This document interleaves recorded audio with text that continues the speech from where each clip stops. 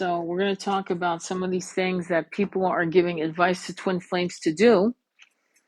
And again, I'm going to repeat myself. Many of you will know what I'm about to repeat. But I think it'll be very interesting to talk about it. Again, this is going to be a quick live. Let me take these in. This is going to be a quick live because I have to get up early tomorrow morning. So I'm not going to do a long, extended live.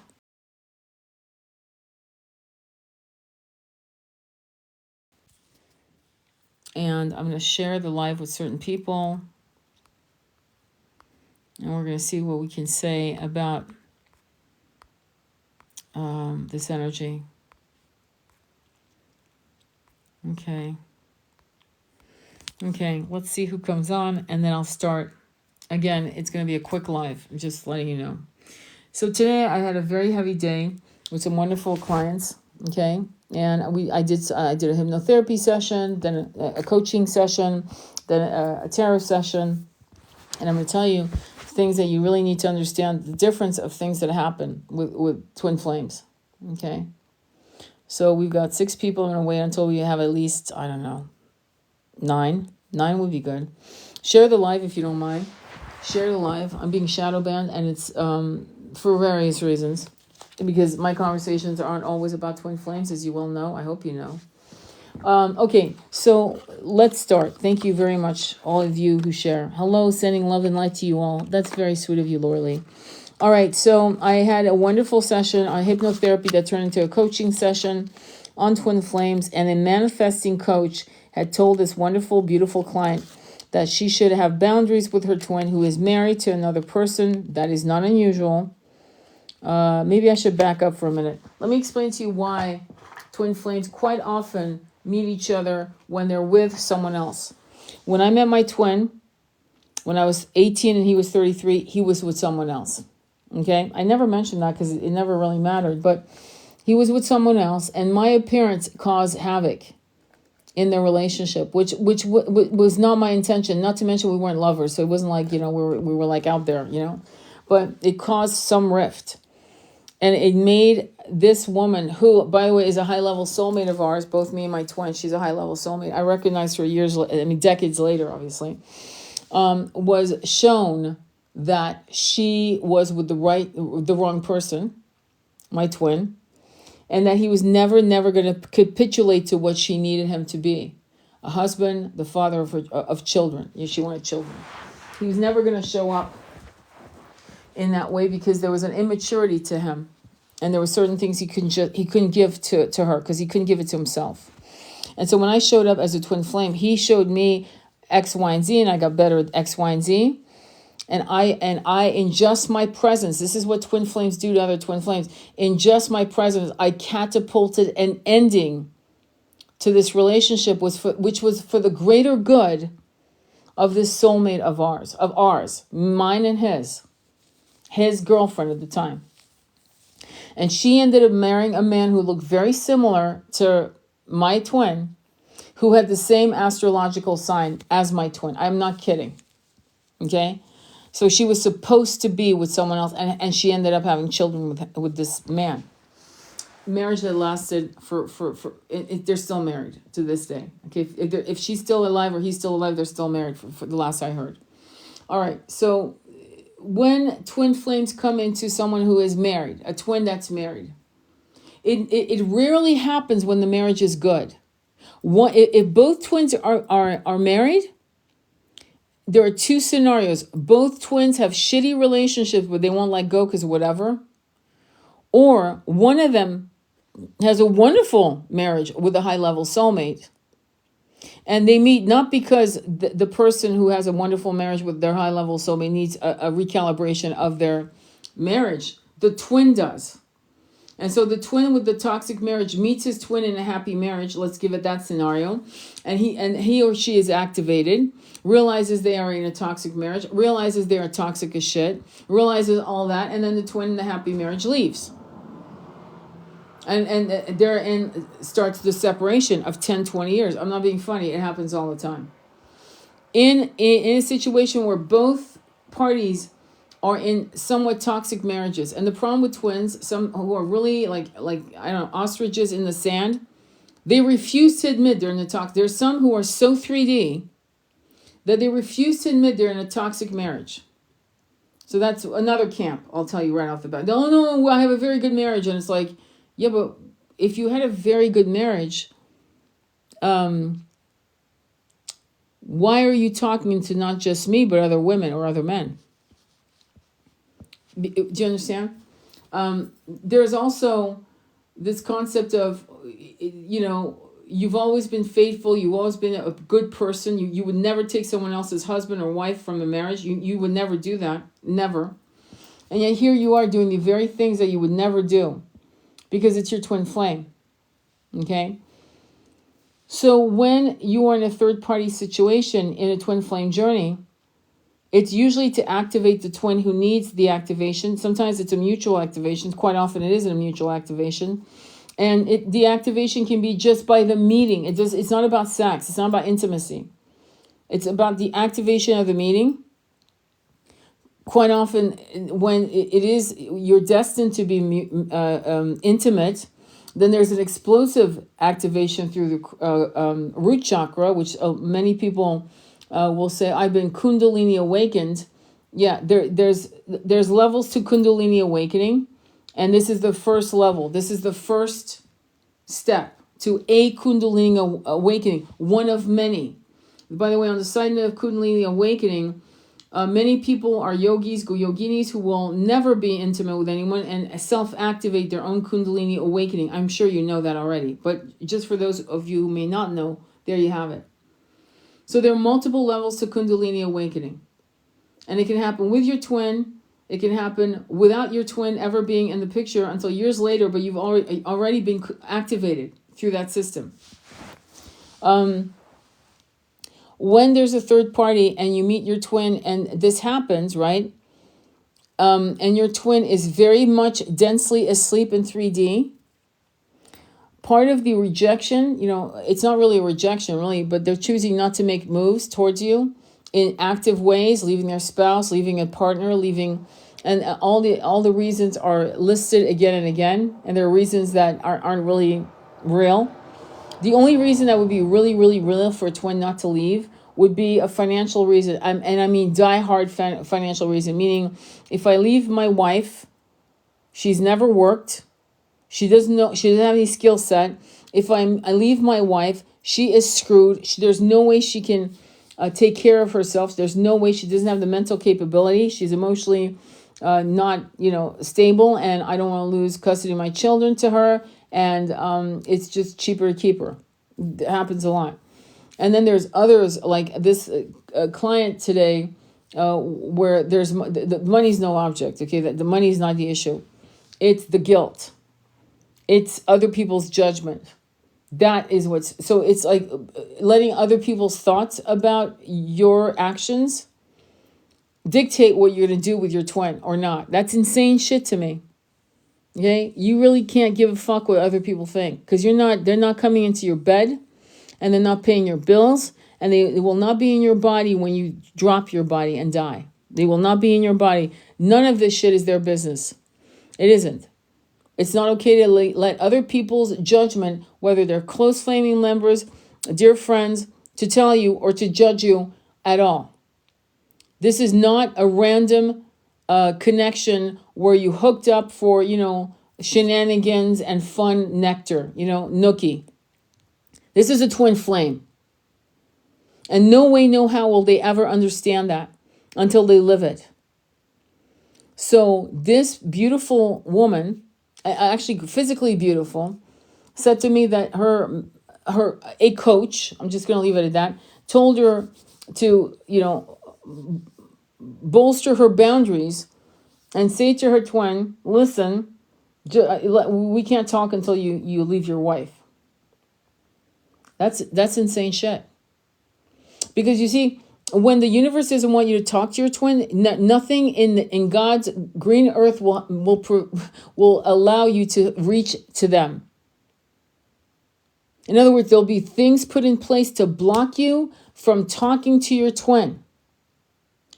Okay?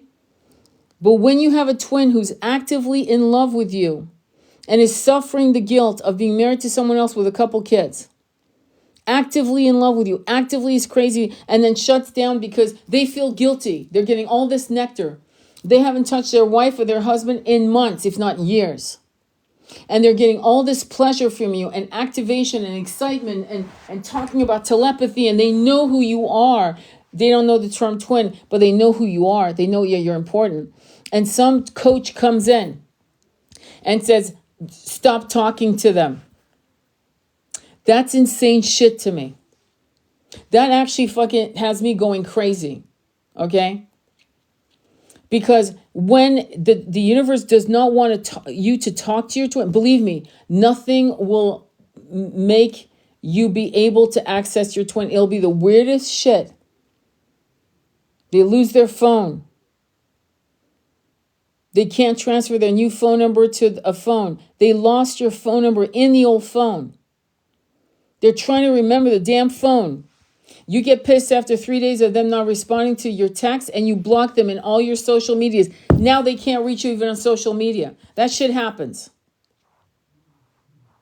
The universe, when they want you not to be with your twin, will set up a perfect storm where you cannot reach them. And like I said, you'll get pissed off after 3 days of not responding to a text. Guess what? You block them on all social media. That's it. For years. That shit happens. So when you and your twin are communicating, jiving, connecting, yes, I know they're in a third party. I get that. I'm not promoting cheating. This is not the same because the marriage is over. It's just that they're still under the same roof because of guilt, responsibilities. And there is money in some cases. And in some cases, there is no money. In the no money cases, that is really, really hard. Because you see, if they leave their twin, if they leave their spouse, not their twin, if they leave their spouse for their twin, and it puts their children in a financial strap, and then, courts, this, alimony, this, that, and it puts the whole situation in dire straits financially, then you kind of got to understand that they can't do it right now. They just don't have the means. It's not that they're not choosing you. It's that they have innocent children that they have to protect from poverty. Imagine that. Now, if there's money, the sad part is it's guilt. Guilt that they've found the love of their life in you. And they know that, again, same thing, woman doesn't work, blah, blah, blah, or man doesn't work, whatever the situation is. And they're trying to find a way to make sense. And of course, they want to give the children what they call, quote unquote, stability with the illusion that this is a very happy marriage, when you and I both know that kids aren't stupid. And they can tell. They can see it. Kids are not, listen, I'm going to tell you, I'm going to be straight up honest with you. I remember at 8 years old, my mom, I knew she was having an affair with someone, and I knew who the man was. And she never said anything to me. I knew it. And years later, I'm talking about a day, she told me, yeah, I did have an affair with, I go, yeah, I know. I could feel it. I knew it. Same with my father. So don't think kids are stupid. They're not. Okay? You feel it. They know it. So all you're doing is, what's happening. Okay? They know, and you're protecting them from, I don't know, a fairy tale. Put on an anime movie if you want to give them fairy tales, but don't bullshit your kids with these weird connections, with these weird, stuff. It's not going to work. Does that make sense? It just isn't going to work. Okay? And it's not good for you. Okay? So,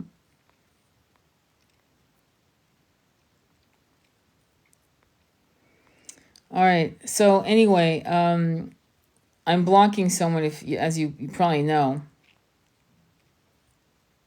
And that will be that. All right. So we're done. Okay. So any other, and let me read some of the intelligent comments rather than some of the comments I just saw here. Let me see here. Okay. Some comments were, they should have also. Why are you telling this story as if you know exactly what is happening right now? Why are you telling this story as if you know what's happening right now? Angie, are you talking to me or him?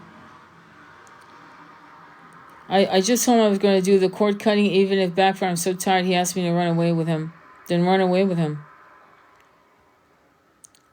I'm sorry. We are just ignoring it. No, I just blocked it. That's even better because it's taking on bandwidth. And I don't know how many moderators. Andre, I'm going to make you a moderator, okay? Hang on. Let me see if I can make you a moderator. Add moderator. There, Angie. Next time, just block stupid comments like that for me if you don't mind, okay? You're a moderator now. All right. I don't want to ignore shit like that because it's evil. It's sick, cloying energy that is impacting our ability to communicate and to vibe each other out in a really beautiful way. Okay, so yeah, now block it if you ever get on my lives. Okay, you're a lot. I trust you. All right, cool. So let's move on. So, what you want to do in these situations, and this is something I had to tell this particular client, and I actually. I'm going to be honest with you. I kind of lost my shit. Not on my client, on the coach that told her, can you imagine? Call me when you're divorced from your wife, who he hasn't had sex with in probably a year or more, probably even more. It's like, a celibate marriage. It's what I call a celibate marriage. Can you imagine a coach? And I said, is this coach even in a twin flame? Oh, yes, she's in a twin flame. Is she even in union? Yes, she's in union. Bullshit. Because a true twin flame, which she is, because she said, I love all his kids. I love them as my own. And she meant it absolutely from the bottom of her heart, from the very depth of her soul. That's a sign of a real twin flames. Fake twins wish harm on the wife, wish harm on the kids. It's sickening. They're not twins. Believe me, they're not. True twins love the fruits of their twins' children, the fruit of that beautiful, well, it's not so much a beautiful connection, but what brought about new life, new souls coming through these vehicles. And I said to her, I wouldn't be so surprised if some of these kids are actually part of your soul tribe. And she said, well, I feel very connected to one. And I said, I think you're connected to a lot more than one. But anyway, these coaches are telling people like you to block their twin, giving them ultimatums instead of educating them. Now, he believes in telepathy, reincarnation, all of this, but he can't put and I said, avoid the twin flame label at all costs, at all fucking costs, avoid it. Because it's been bastardized. Very similar to what they did with Yeshua and Mary of Magdalena. Same shit. Okay? Now, I said to her, he has to understand that you being in union, you're already in union, you're just not yet in the same roof. You're a few steps away from being in union, and you blocking him telling you, I love you, don't do this. Can you imagine? It's going to make him shut down. It's going to activate any abandonment issues he has. It's going to make him angry at you. Basically, all the things you don't want your twin to feel for you or for himself. Feeling worthless, feeling lost, bereft. Is sacrificing himself for his children. All of the shit that fucking coach should have never told that woman to do. Never fucking in a million years listen to these bastards. No offense. Sorry, TikTok. Don't listen to those people. They have no idea what they're talking about. Now, you know who you block?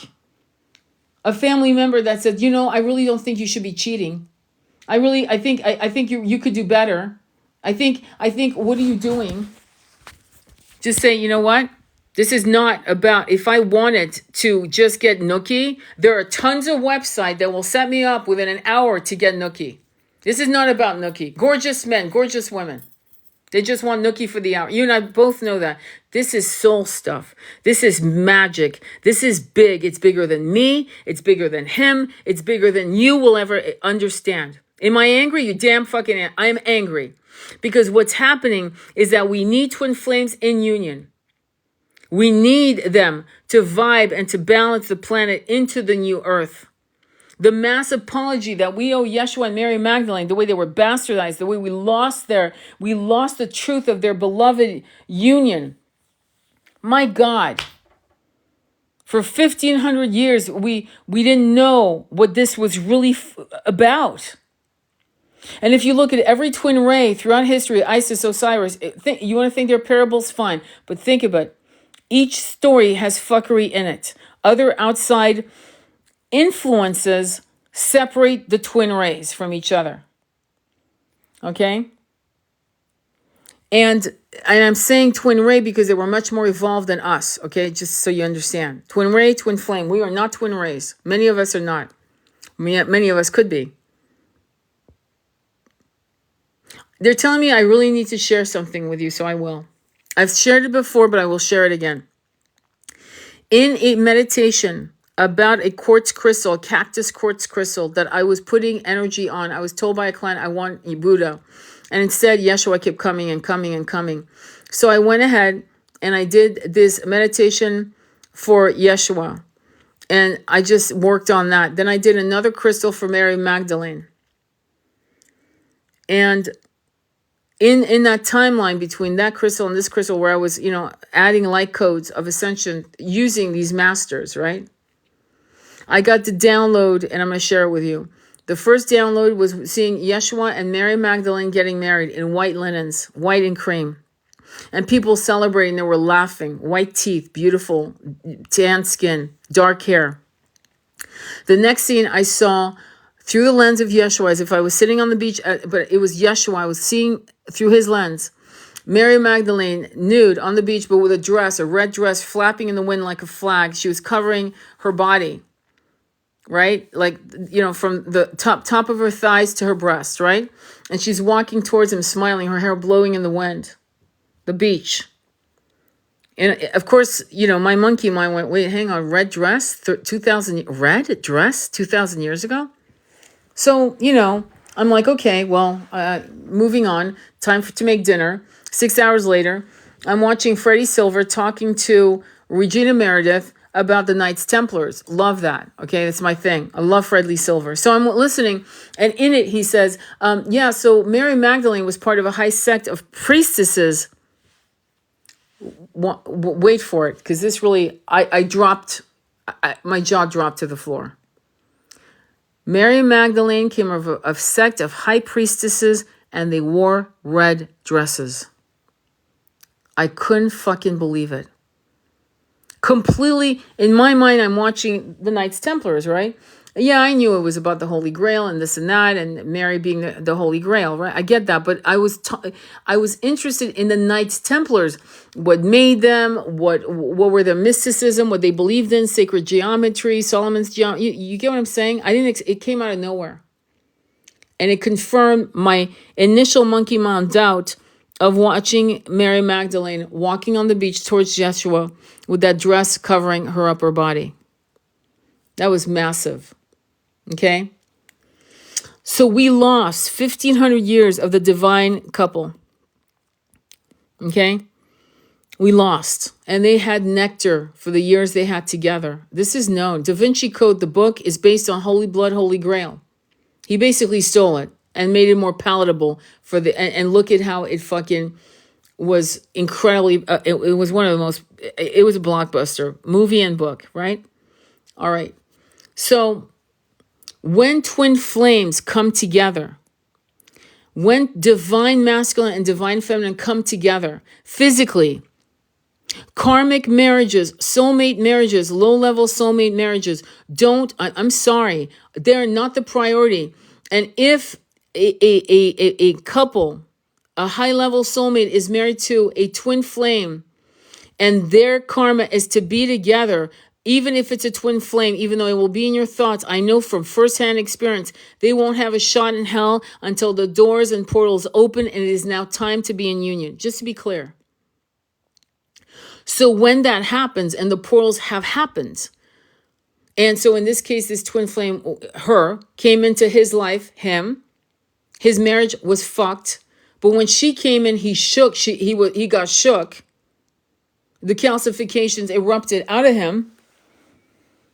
And he fell madly in love, recognizing her, saying, I know you. You're damn right.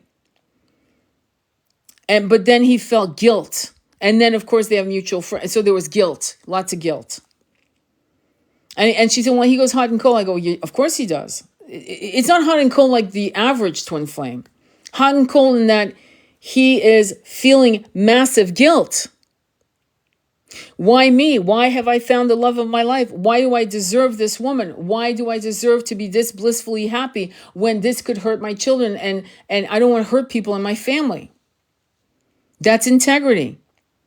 However, when the universe brings you nectar on a silver platter and shows you that your marriage is no good, it's like at this point you have to realize this was the conduit that brought you to really seeing what you didn't really want to see, right? Because you know, maybe you softened the edges with a drink here and there, gambling here and there. You figure, you know, I'll just, you know, soften the edges of my boredom, my inability to find true love, and I'll just handle my business. And how many marriages have you heard that marriage 45 years, and when the kid's coming out of college, the parents are divorcing out of nowhere. No one saw it coming. Yeah, really? Does that make sense? So when a coach is telling you to block your twin, and you guys are having loving, romantic conversations, I know he's married, she's married. I get it. But this is not the same story. You're not having an affair in that way. The marriage should have ended before, and for whatever reason, you didn't have the courage to do it. And the twin flame shook you awake. And now you're fucking debating shit that you shouldn't be debating.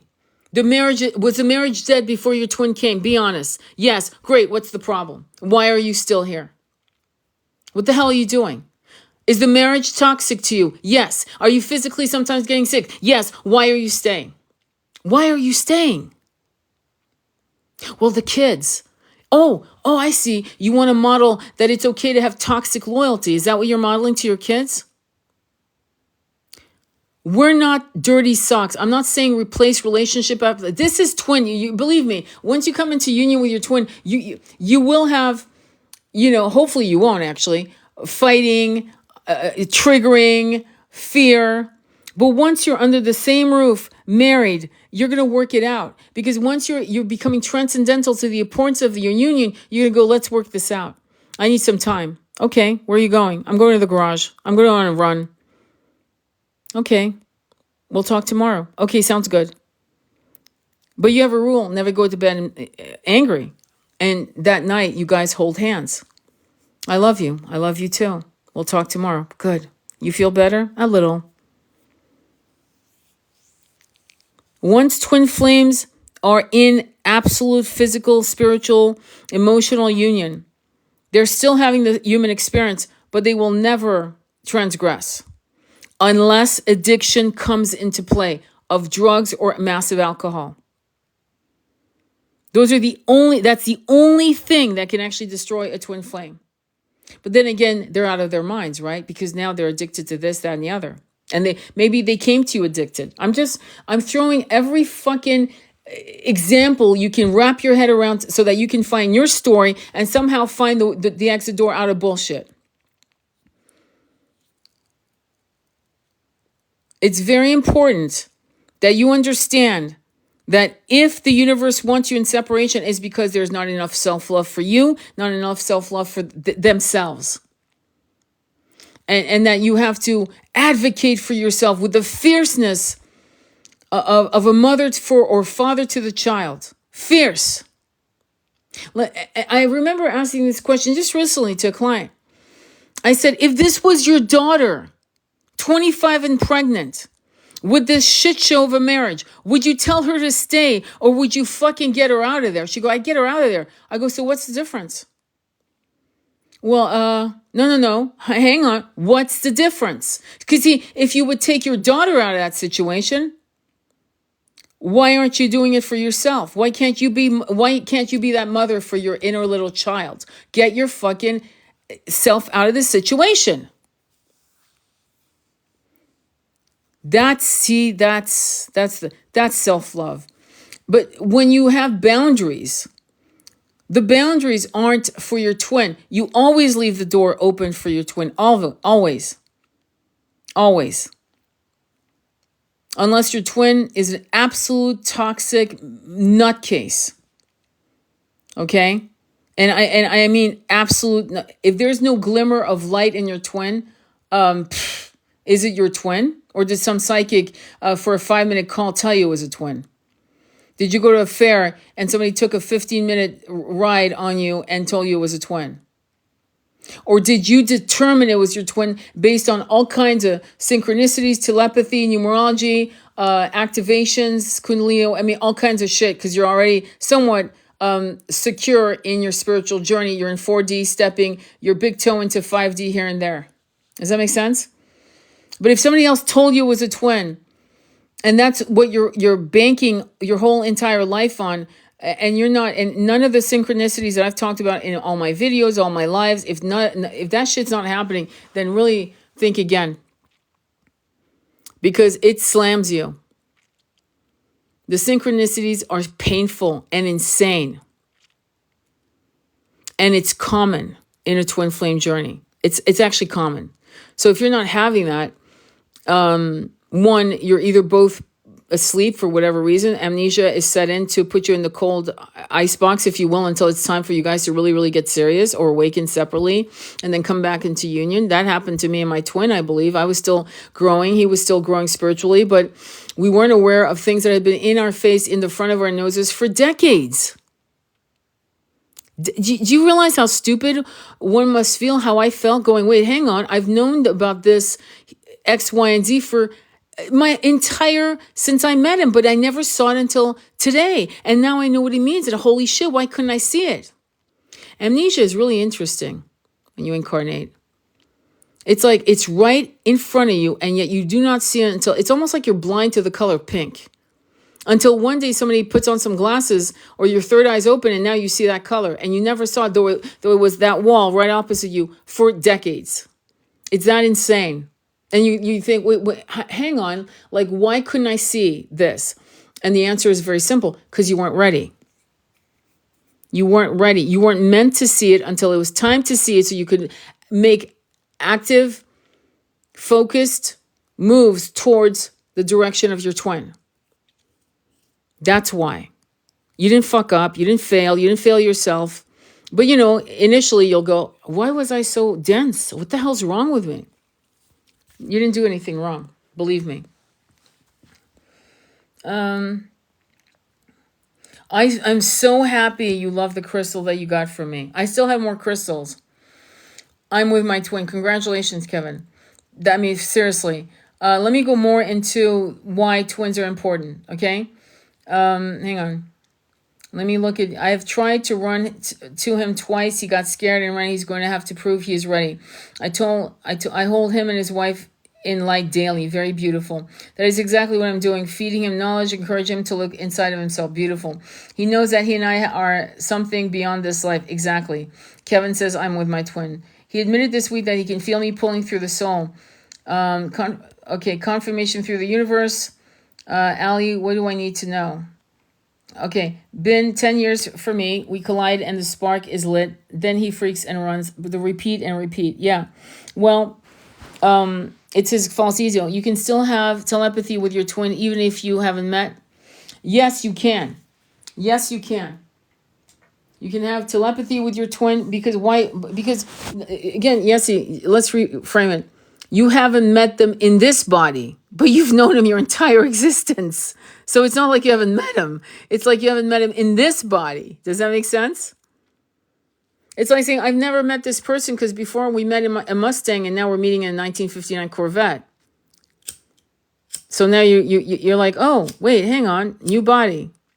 I haven't met him in this body. But yeah, of course, telepathy never ends. Okay? Does that make sense? In death, when they die, telepathy continues. Oh, nice. Yes, it does make sense.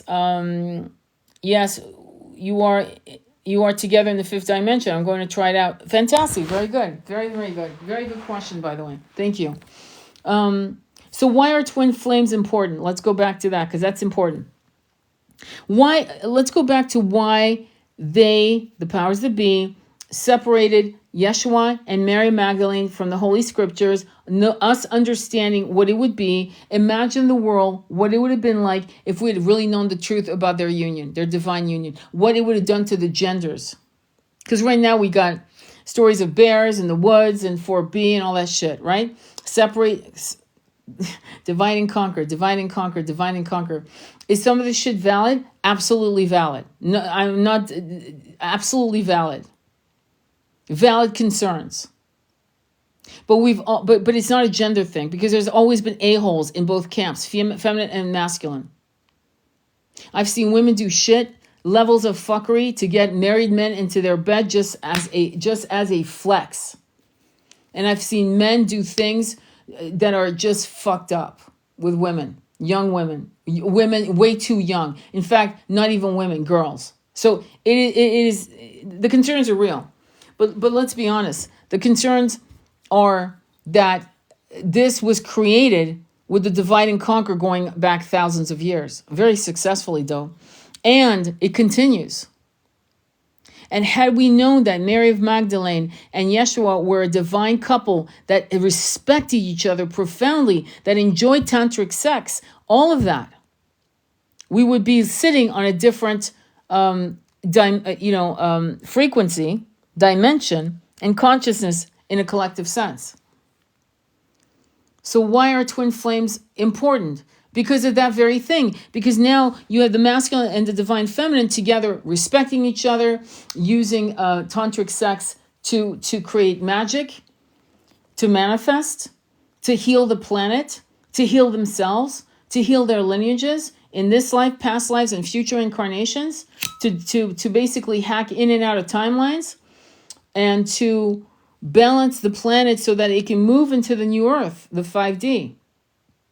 And that's why they've been so hell-bent on making sure that the twin flame shows they put out, again, I repeat myself because what the fuck, is there to separate twins and to diminish the power of twins, and because when twin flames are in union together, they are the most badass high priestess, magician, manifesting powerhouses that you can ever see in action.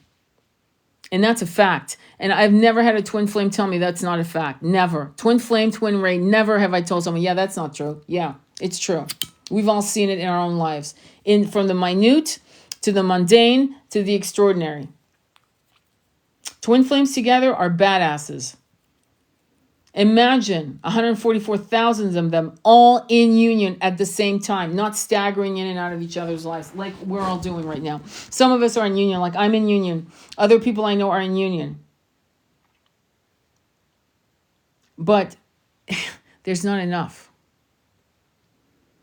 And when you are seeing in action divine feminines and divine masculines, twin flame masculine feminines in separation, they're bereft, they're confused, they're angry, they're sad, they're massively dark night of the soul, that frequency is so low, it can't do shit. It stagnates the planet. That's why there's an agenda to keep us separated. So when twin flames are together, you guys need to stop allowing your triggers to dictate if you're going to be in union or not. Grow up. Grow the fuck up and have conversations with your twin. You triggered the fuck out of me. I love you, but wow. Let's talk about it. Maybe we need a third party to help us. Maybe we need a spiritual coach. Maybe we need a family therapist. Maybe we need a spiritual family therapist. And don't go local yokel. Go Zoom, meaning find someone fantastic anywhere in the world. Don't go local yokel. Okay? That's not it. And you can find them.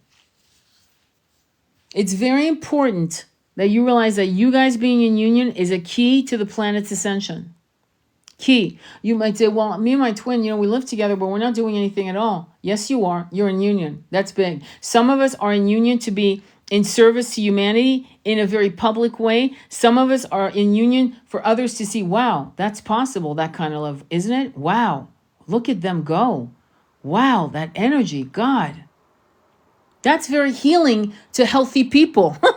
Only assholes would be jealous to see a couple happy and in love. Man and woman. And you will have men and you'll have women who are sick in the head, very attractive, but sick, who would want to, lure you out of this connection with your twin. Women will do it, and so will men. Be aware of that. Couples that are in love are very, very attractive to other people who are not right, not balanced. They will come and try to lure you into an affair as a flex. For the fuck of it. I remember having a client who, it wasn't a client for long, let me just say, we said, well, I just want to have sex and have fun. He's so hot. Wow. Really? Don't compare yourself to people like that if you're having what I would call a love connection with your twin who is married. That is not the same thing. You are not doing it to have nookie, okay? Yes, that's the carrot that brought you together. You're attracted to each other. But take away the veneer of these bodies, and it is your soul. You're attracted. It's a magnetic pull. It's magnetic. It's charismatic.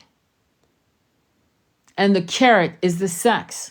But once that goes away, what's left is still the pull, because when I see twin flames in separation, there is no sex on the table. In fact, they haven't had sex for 8 months, 9 months, a year, and they still can't get each other out of each other's minds. So it can't be the nookie.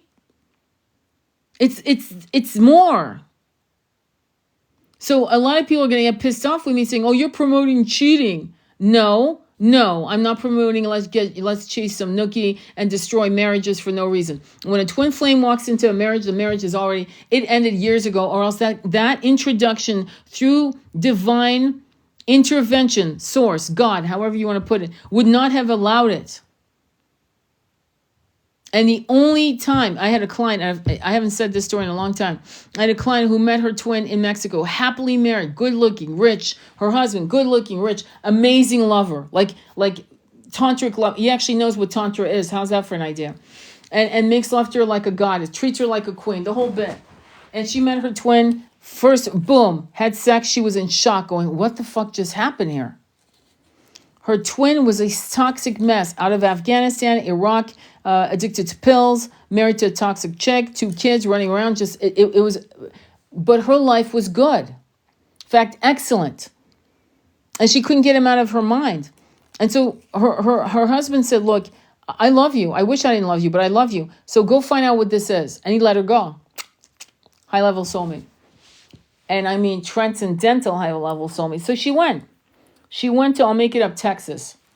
She spent 1 weekend with her twin. The sex was absolutely horrible. Came back to her husband, called me for a session, and said, "What was that about?" I go, "You were supposed to activate him.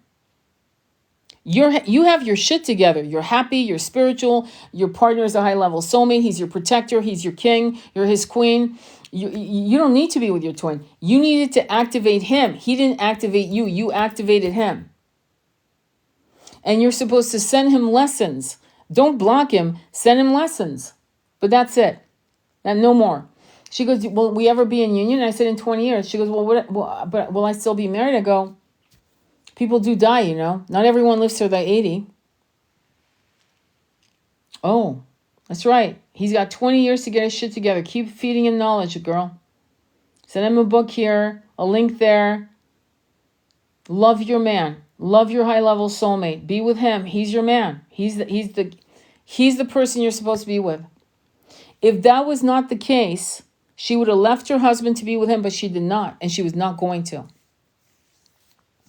That's why the portal's open for the sexual connection through the root chakra to shake up some calcification in him.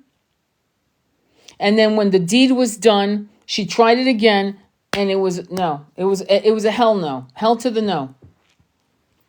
No longer a frequency match. Was never a frequency match. Good morning. I was okay. Good. Okay, here you are. Why did we fall? Look at all my Atlantis videos. It's a good beginning. What a blessing. Is the relationship is healed since we both not healed? Separation is healthy for us. It's a gift from the universe. I can't waste my essence like that. I have to have a connection with someone to be intimate. Me too. I get it. Totally. Spot on. Okay, let me invite andromedaflame. Is that okay? I mean, you can always say no, but I've invited andromedaflame. I'm glad she jumped on. I have to go to bed soon, but comes. So, hi. Morning. Tell us, Hi. how are you? Is it still too early? No, I'm pre-coffee, but yeah, it's okay. Pre-coffee. I'm up. Yeah. Oh, beautiful. So, let's talk. So Andromeda and I are looking to start our classes. Okay. And so, go ahead and say your thing, girl. I've been talking too much as it is. No, I've been listening. It's all great stuff. Uh, so the, the ultimate goal of of our classes is to get people into that that space, that high vibrational space, to Mm-hmm. become transcendental. And it's not all about union, okay? Unions are important, and you will get a lot of people fucking with you on your Mm-hmm. journey to try to stop union, okay? I've had that in my own journey, all right? But the point, the whole point about this journey is spiritual growth, soul Mm-hmm. lessons, and getting you into a place where you can ascend. The whole theme of our course, and I don't know how many lessons we've come up with already, Tony, but I Yeah. think we've got like 5 modules Mm-hmm. and 5 or 6 lessons per module, um, all about spiritual growth. And our first module is going to be about twin flames and Mm-hmm. twin rays, and Mm-hmm. what they are, what the purpose is, what the forces are that stop twins from being in union, the idea of division, how we've all been divided, why twin flames have suddenly become this massive thing on social media, okay? Whereas they weren't, what, a decade ago, right? Oh, yeah. That's right. Okay. You're right. Yep. Um, and how this is actually part of the agenda to stop twins from getting into union. So it's a course it's not just for twins, okay? But it is a course uh, for people who are on that journey or on a spiritual path who need a bit of support, need a bit of need something concrete, Mm-hmm. okay? Need something to support how they're feeling, knowledge that will help them rationalize what's going on. Um, so it is a course designed for all of you. Um, Mm-hmm. and I wanted to echo what you said, Tony, about union. You see, union isn't union cannot be the reason that you do the work. The carrot of union cannot be the reason you do the work. Yeah. You do the work for you, for your own ascension, to step into mission so that you can help humanity, Yeah. okay? Help yourself, heal and heal any kind of ancestral trauma, heal your own trauma. Yeah. But unions are important, and unions are important for the planet. The vibration of the planet will also affect whether or not you will be in union with your twin, believe it or not, Yeah. That's a good point, Helen. right? we're, Yep. we're all part of um this almost sub ecosystem of energetic vibration. Yeah. um and the more twins that are in union, the more twins that heal, that help their twin heal, that get into union, the higher the vibration and the more unions will occur. So those of us who are in union also have a role, okay, in helping the rest of you get into union, if that's what's meant for you. Exactly. Exactly. And can you expand on why coaches keep telling twin flames, in particular twin flames, because twin rays don't have such a problem. They would never take that advice. Well, why is there why do you think and I really don't think they're evil coaches. I don't think all of them are idiots in terms of evil. I don't think they're doing it for any nefarious reasons. But why are they being guided, or why are they parroting this on? Well, just give him an ultimatum and boundaries, and just block him. And I'm like, why is this normalized by these supposed spiritual coaches who are Yeah. spiritually twin flame, whatever. So so I guess what people have to understand is that a lot of the twin flame coaches are still very wounded, right? They still are subject to triggers. Yeah. They recognize what they are and they can talk about them, but they're still subject to the triggers. Doing things like cutting off a twin, blocking a twin, unless there's danger, right? Unless there's Yep. abuse, right? Yeah. Because Yeah. let's be real, okay? If there's Mm-hmm. abuse, and you're in danger, Yeah. of I get course it. you cut off contact, okay? But, if somebody doesn't, call you back, or they're being a bit irritating or whatever, you Mm-hmm. don't you don't block them. The point about a lot of these twin flame coaches is that unfortunately they know their own journey, okay? Yeah. But they're coming from a place of their own wounds. Yep. And a lot of the twin flame coaches that I see, and this is not a criticism, this is not a flex, this is not about hierarchy, but a lot of them are, they're not developed along the journey. And when I say developed, I mean their soul. Mm-hmm. Yeah. They're possibly quite young on the journey.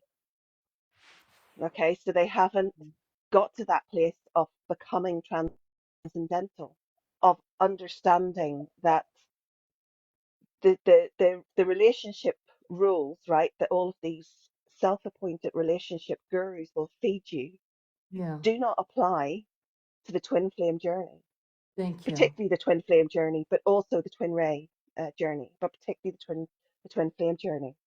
The other thing is that most of these coaches uh, don't know what a twin ray is, Yep. right?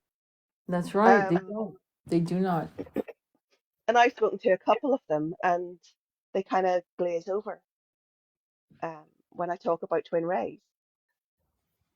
And it's a really important thing to understand if you're on a twin flame journey. What is a twin ray? Yeah. Why is that the goal? Yeah. How do I get there? And understanding that through becoming transcendental, you can become twin rays. Um, and you need to understand that. And I think this is not to criticize the coaches. There are many coaches out there who say some daft things, Mm-hmm. but actually they fundamentally understand the journey and can help. But they are not looking at it from a spiritual perspective. It's not very spiritual to block. It's No. not very, right? It's it's a very much a 3D matrix thing, enhancing division. Yeah. So yeah, no, I hear you, Tony. I think it frustrates me. I know. I and Sorry, I my was. my I was. cats are fighting.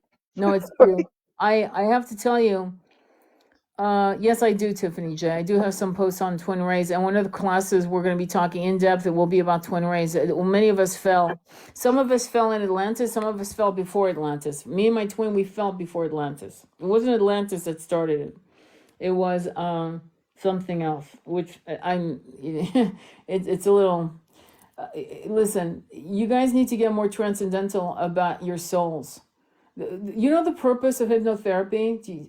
I'm just curious before I go on to the next thing. I want to, if you guys don't know, you would think, well, hypnotherapy, trauma, this, that, and the other. I get it, inner child healing, trauma, wounds, this, that, and the other. Okay. No.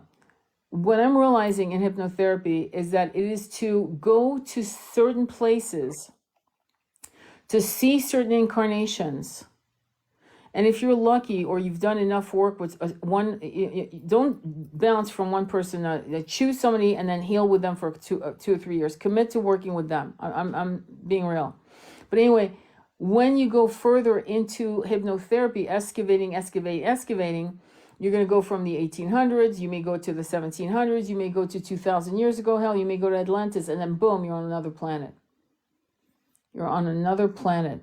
In the beginning, you might go into hypnotherapy to find out about your twin, but actually, what they want you to do is look at your abandonment issues that are fucking traumatic.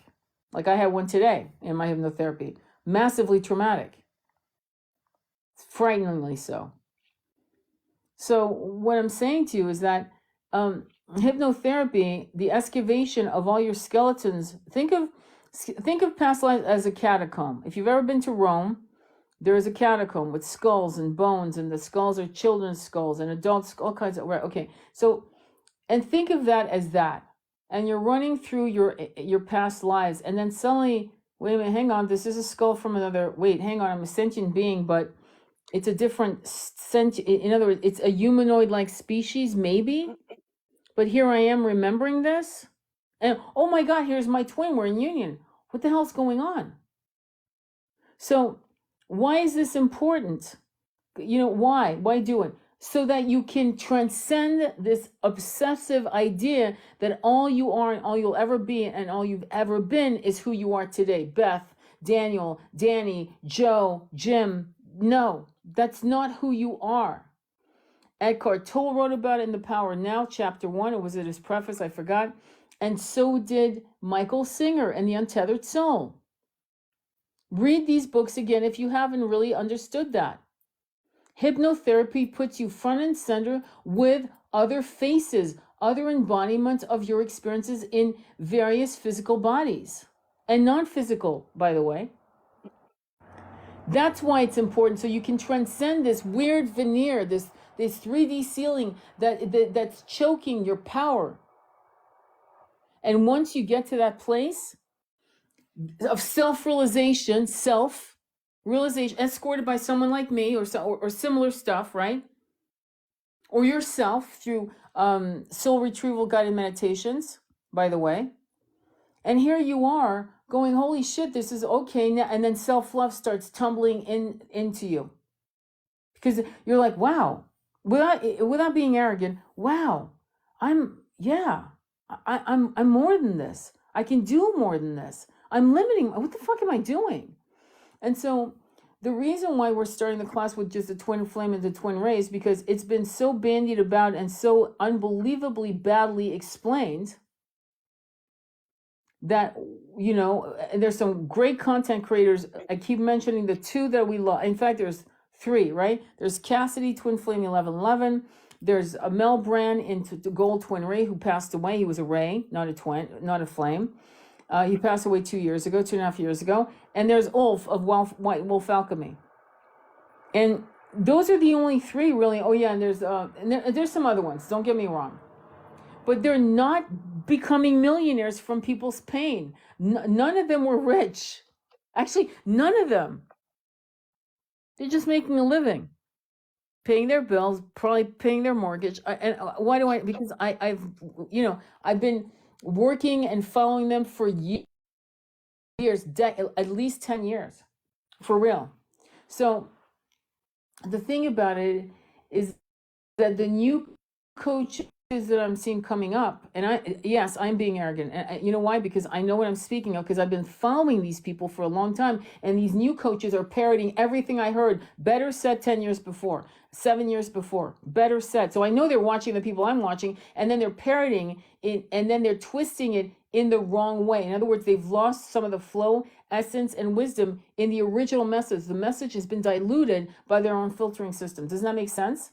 And the reason why me and Andromeda are coming up with these classes is because it's from our own experiences. We're not regurgitating other people's experiences. We're actually sharing, and with my background, her background, some of the clients we work with, who there's certain things we all share, like we all have hands.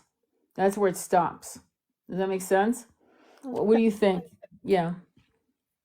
Yeah, I love that. We all have hands. That's where it stops. I love that phrase. Um, Mhm. no, I mean, I think the thing is that a lot of what you need to learn on this journey comes from within, and that's what Tony and I hope for you, to get you Yeah. into that space, okay, so that you can hear your inner voice and develop your own spiritual hygiene. The problem with a lot of the coaches is that they want to dictate, they want to provide you with techniques, Yeah. and the focus is always, they're always dangling the carrot of union, Which is um, wrong. Yeah. which is exactly It's that. toxic. Exactly, it can be toxic. Like, union, of course, twins, for the most part, want to be in union with their twin. Now, whether they want to be in union for the nookie, or whether they want to be in union to have a transcendental relationship, a Yeah. tantric relationship, which heals the planet, Yeah. right? Yeah. which furthers the ascension. Yeah. There's a very big difference. Yeah. There's a huge difference. And it's only through getting yourself to that point that you can have that kind of relationship. It's not until you understand the purpose of your relationship and really understand the purpose of your relationship and Yeah. stop being selfish about it. And by Yeah. selfish, I'm not talking about not working on yourself, not healing yourself. Yeah. But when you start understanding the power of that relationship, your union will not last, right? Yeah. Well, that's why you go into these loops. Yeah. So our aim, our hope for all of you is that you get into that space.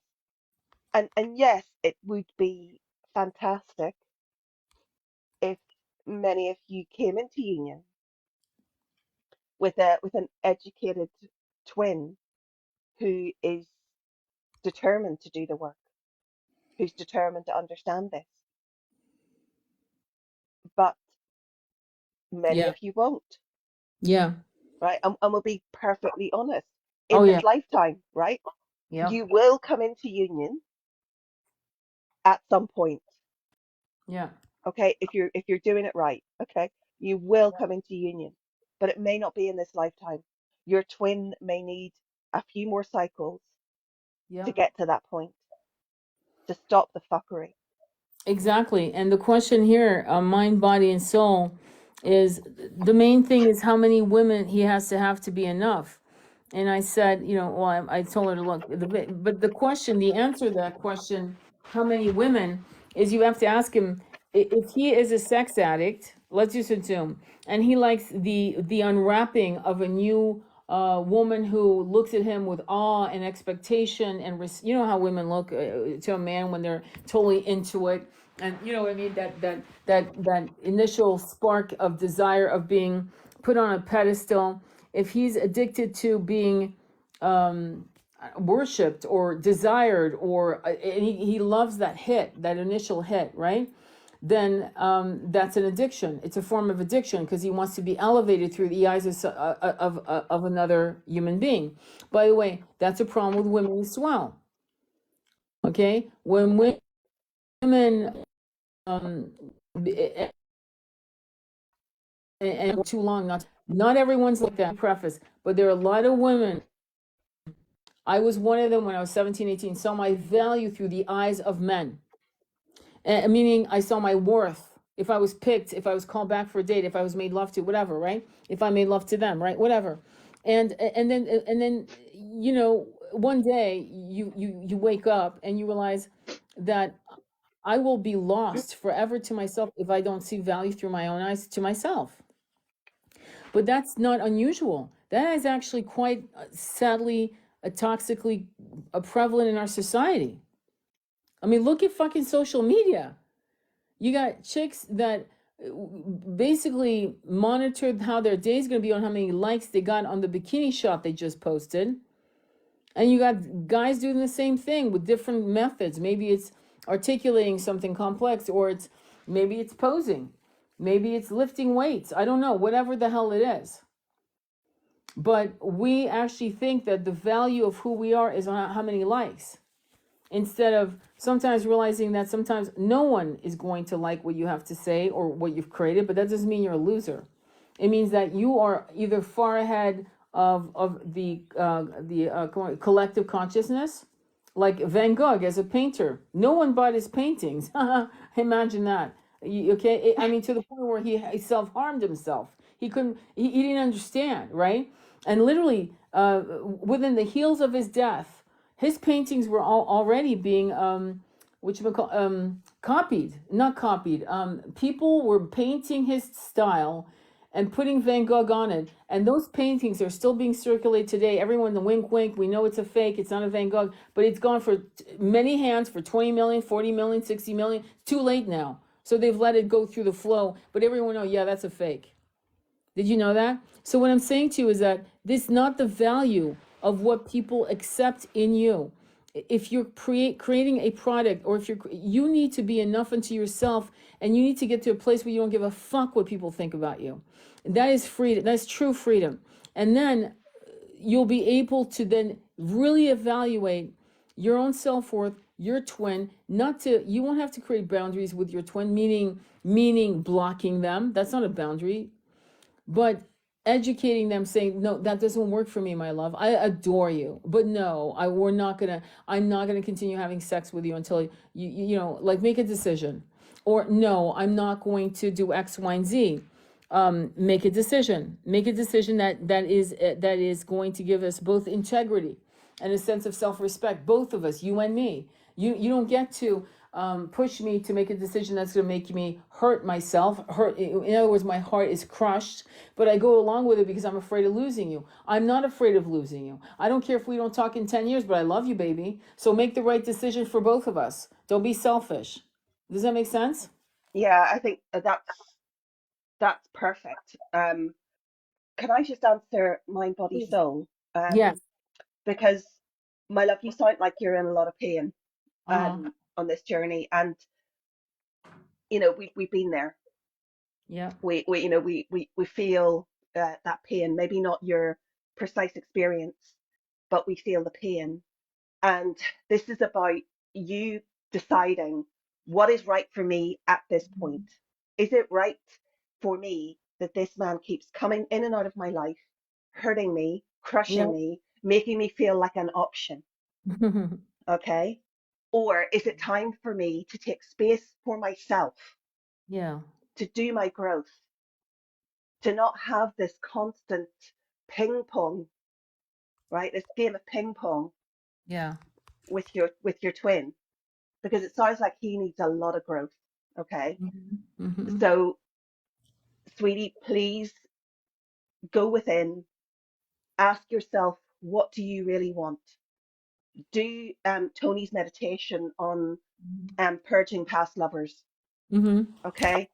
Call in your beloved. And if that's a high level soulmate, so be it. That's But right. you deserve more than to be treated like an option. That's right. Because as long as you're an option, then that's it. And it's the most painful thing any human being can do on another. Forget twin flame labels right now. Any human being that makes you an option, that should be a hell to the, I mean, hell no. No. I don't care if you're my twin. I don't care who the fuck you are. I'm not an option. And if you can't see my value, I do. I have enough value of myself where I'm walking. The thing is, when the brain, right, is allowed to ruminate and loop into wondering when the twin will ever come, right?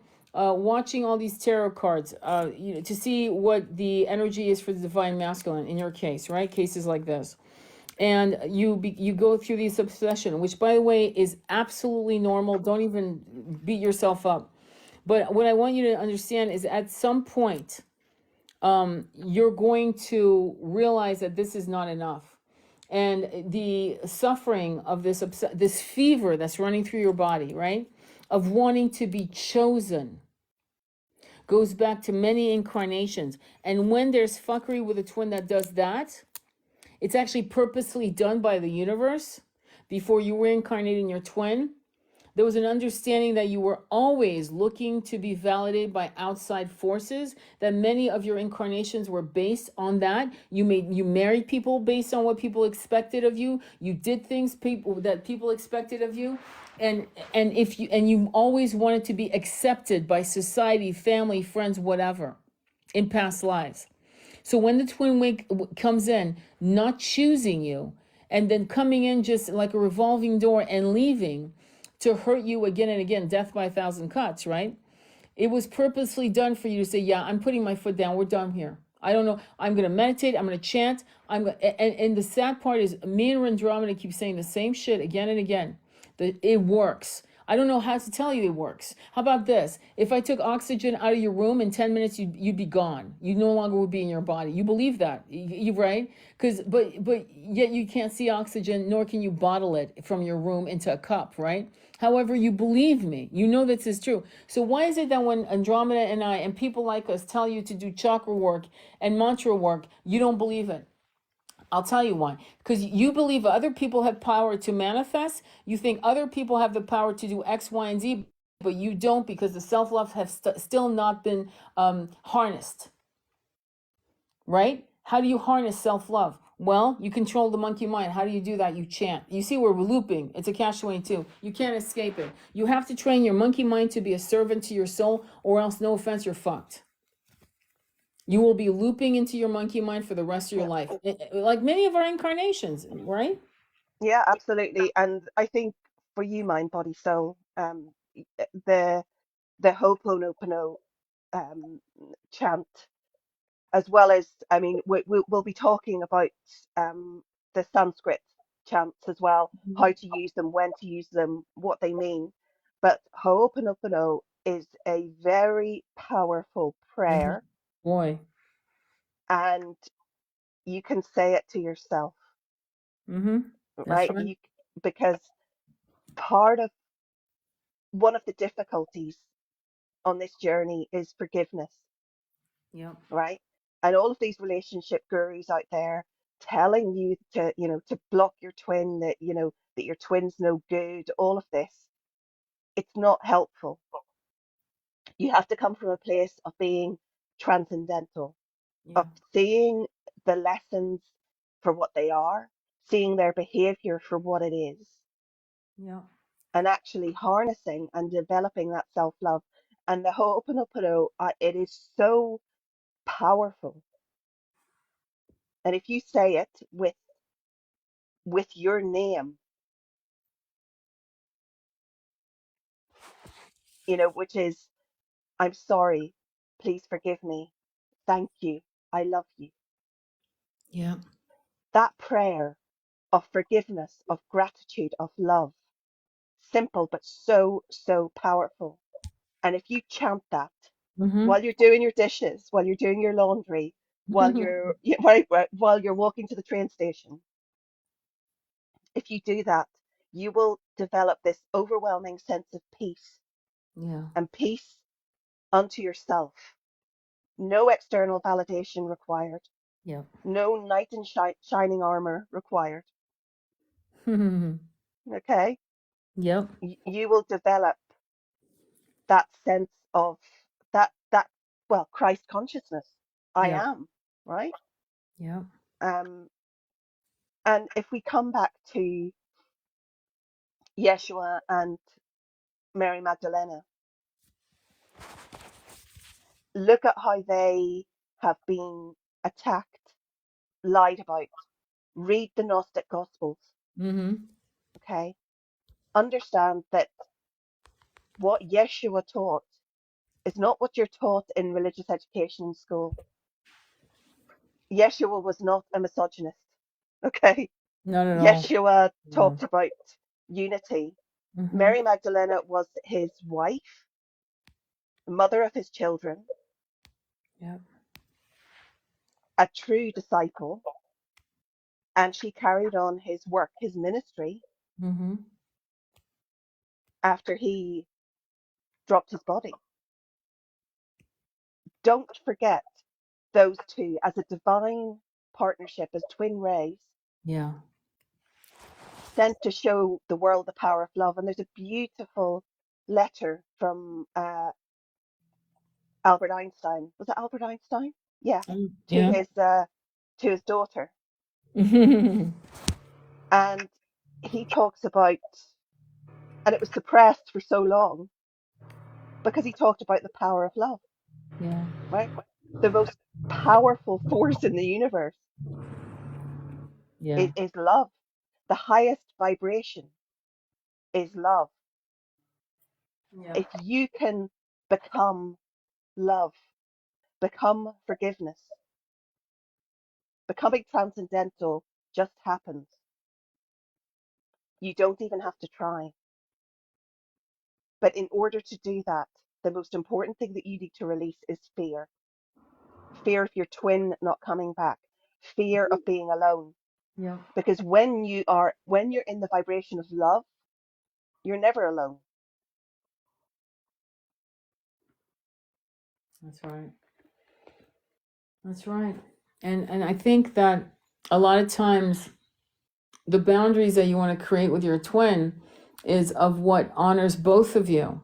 I say sometimes to clients, I say, make sure you don't say, I want this. Make sure you say something like, we'd be best served if we did this for each other. Use the word we to benefit the both of you. Because if you say I, the person at the other end of that conversation is going to say, well, what's the, it's all about, it's like you're asking me to do things for you. But the minute you say we, it's a very beautiful embrace through words. It's a subtle thing of we are a unit together.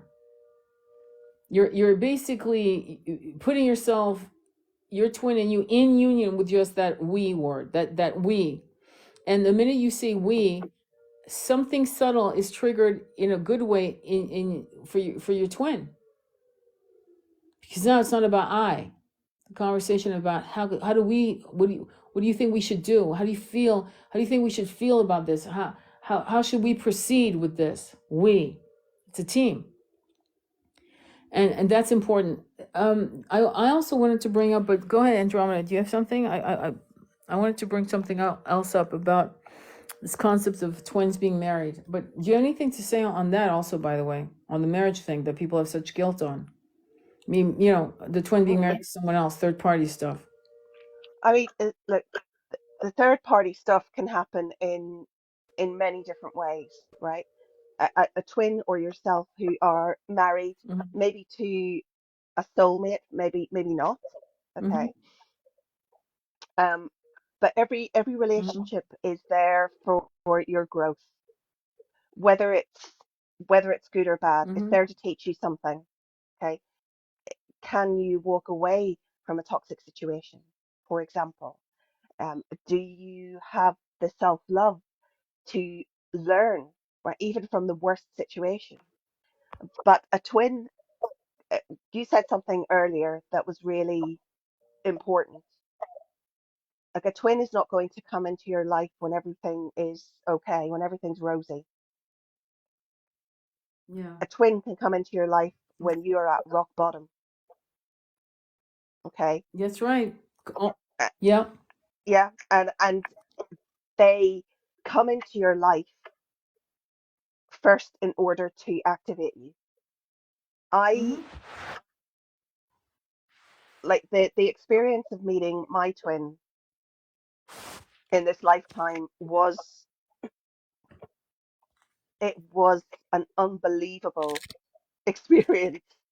Now, not everybody has that experience, but when I met my twin, I was wearing a mask, right? I was wearing a mask that everything was okay, and suddenly I saw this person, the most beautiful human being I'd ever seen in my life. He looked at me, he smiled, our eyes locked, time stood absolutely still, right? Everything, I didn't see anything else. Everything else blurred. There were loads of people around, loads of noise, but everything went quiet. Everything blurred. It was like a tunnel of light to this person. And he had the same experience. And we both had an immediate Kundalini activation, both of us. It must have been seconds, but it felt like an hour Mm-hmm. when I was standing there just looking at him. Um, and I was not in a good place when I met him. He was not in a good place when he met me, Yeah. right? But we triggered something in each other. We triggered peace. We triggered remembrance, and it's we both we both remember past lives. I remember. I'll just briefly tell a story. There was I heard a song. Okay, really Mm-hmm. beautiful song. It's kind of like Persian, and Oh. I was listening to it and I thought, wow, and I got, I've got the chills. And then I got a vision of me and him in a past life. He was this Persian prince. I was a courtesan. I was dancing with him, and I was dancing for him, not with him, for him. And he was mesmerized by me, Mhm. obsessed with me. And his wife was sitting there and, like staring at me like I was a piece of dirt. Okay. Yeah. And I didn't say anything to him. I played him the song and I said, "Tell me what you see." And he said, "You're dancing." Yeah. Right? Yeah. Said, "You're dancing, you're wearing like, red silk. You're beautiful." These experiences are the whole experience of meeting a twin Yeah. is all about activation. Yeah. And even through the pain can seem devastating. It seems like a hole that you're never going to claw your way out of. But if you keep doing chakra work, keep doing the chanting, you will come out of that hole and you will become transcendental. And you may not be in union in this lifetime. And you have Yeah. to be okay with that. And we've had incarnations where we were not in union and though we met. You know what I mean? In other words, like think of this, okay? And I'm sorry, did I cut you off? I want to make sure No, you. you didn't. No, I not at love all. it. I love it. I wanted to jump on that because it's right up. One of the things before I share this, one of the things I've noticed with twins, some of us who are more, no offense, awakened, we have immediate past life recognition, meaning we have downloads of actual, real memories of a past life, specific. Okay, that's a twin flame sign. So one of the twin flame signs that I had was that I was a gypsy. I was barefoot with skirts up to my in the 17th century, which I don't know if you guys know that having a skirt up to the mid of your calf would have been very erotic. It was the breast that was exposed more than anything, and no one really gave a. Can you imagine? But it was the legs, the ankles, the feet. So I was barefoot, brown skinned, and he was a monk. He was a monk. He was tall, like 6'4", something like that. Very powerful. And I would drive him crazy. I would just look at him and seduce him and all of that. And he was going crazy, you know? And he was angry at me for seducing him out of his religion, if you will, because of that. So that was just a flash. Nothing ever happened. There was no sexual union. I know that. And being a gypsy, what do gypsy? They're nomadic, and I left. So the thing about it is that when you have these now, why is this important to understand these past lives? Why is it important? So in this case, the third party for Andromeda is the wife, right? Also status, right? She's a dancer. He's a Shah or whatever. And in my case, I'm a gypsy. Third party is the religion. Did you get that? That's the third party. Third party is interesting. It's not always another human being. And what was the purpose of that? Well, for him as a monk to question his faith, to question the demands of that religion. You realize the demands was celibacy, as you all know. And what was the purpose for me to activate his root chakra? Desire, Yeah. creativity, right? What do you think? Yeah, and isn't it interesting that that I also had a past life where my twin was a priest. Yes. Um, right, I've told you about this one. Yeah. Then. Probably our most important past life Yeah. for our journey, Yeah. actually. But I was accused of being a witch, um, and he was the priest I was taken to. Hmm. Can you imagine? Yeah.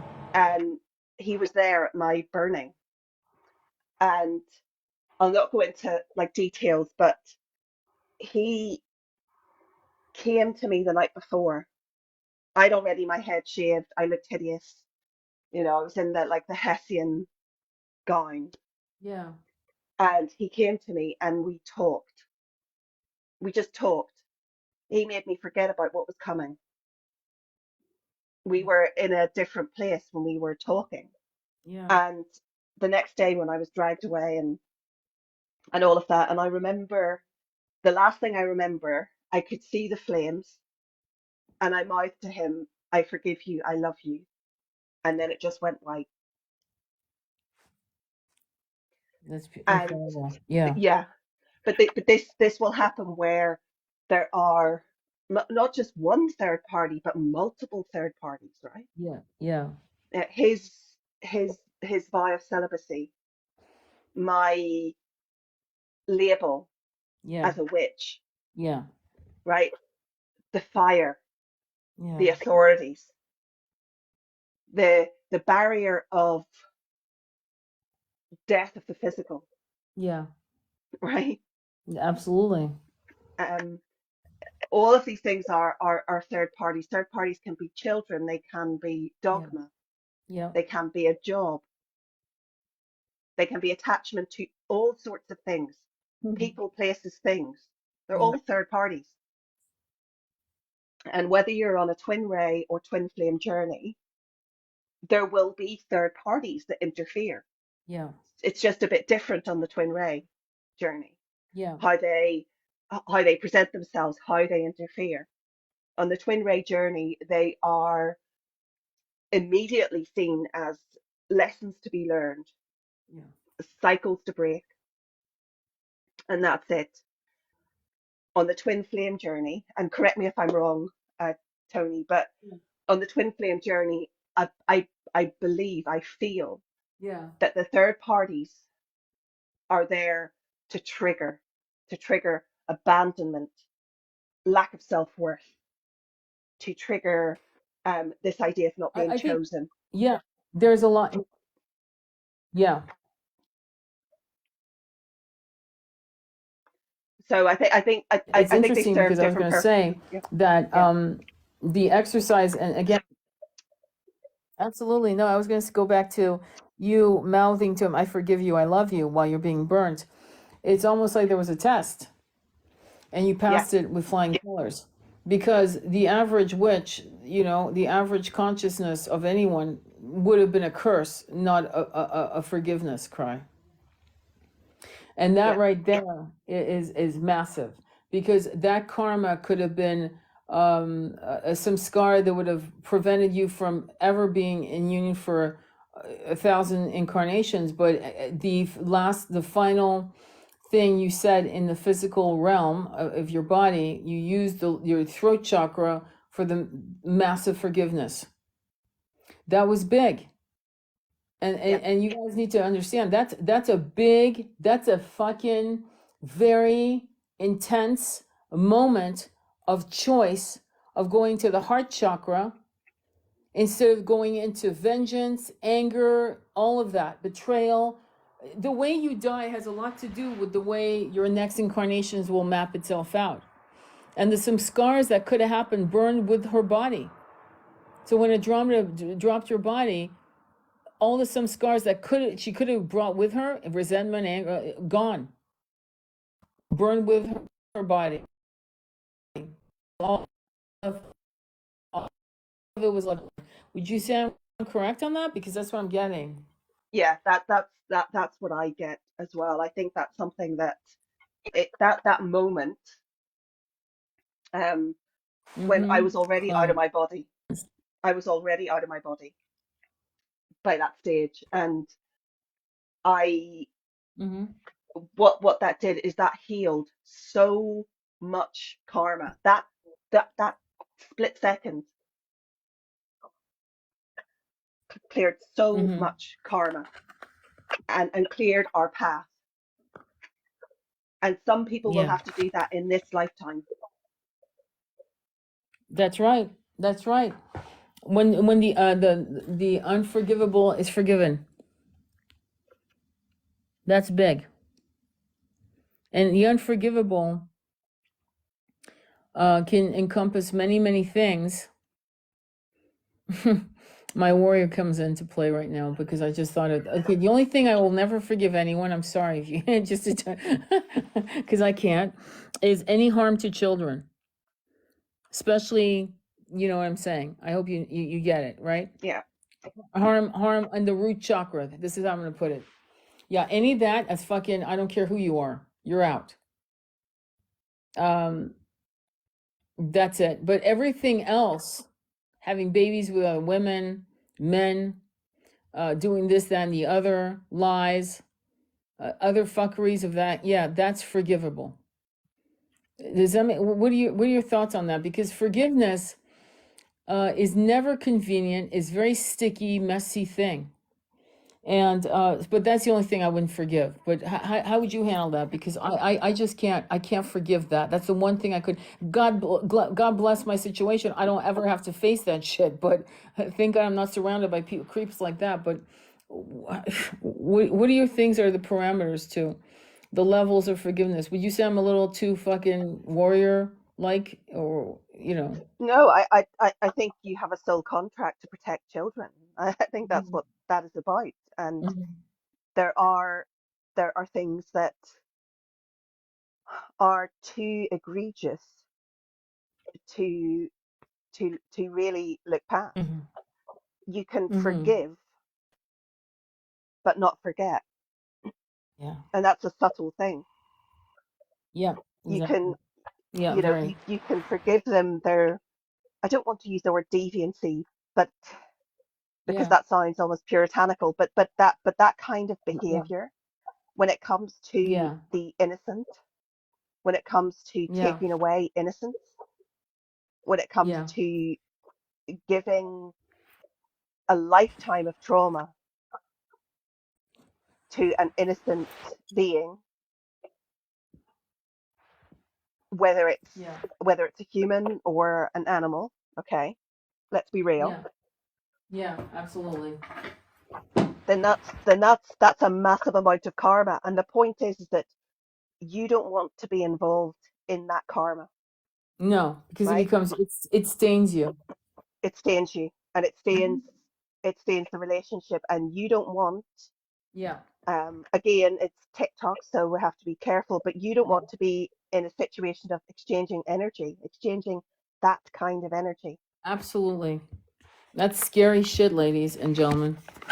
That is scary So shit. And it's a real problem because that's why you have to know. Okay, that's why indiscriminate, a random sex, you're grabbing a man, a woman at the bar, not knowing their history, not knowing you're picking up their through the root chakra, you're picking up their stuff. It's like walking into the mud and then tracking it into your house. It really is bad, yeah, unfortunately. it is bad, and this is the point of, do you know what, you can, not everybody, and not everybody should, okay, but you you can forgive without forgetting. Yeah, You can forgive without allowing that karma to stain your soul, yeah, okay.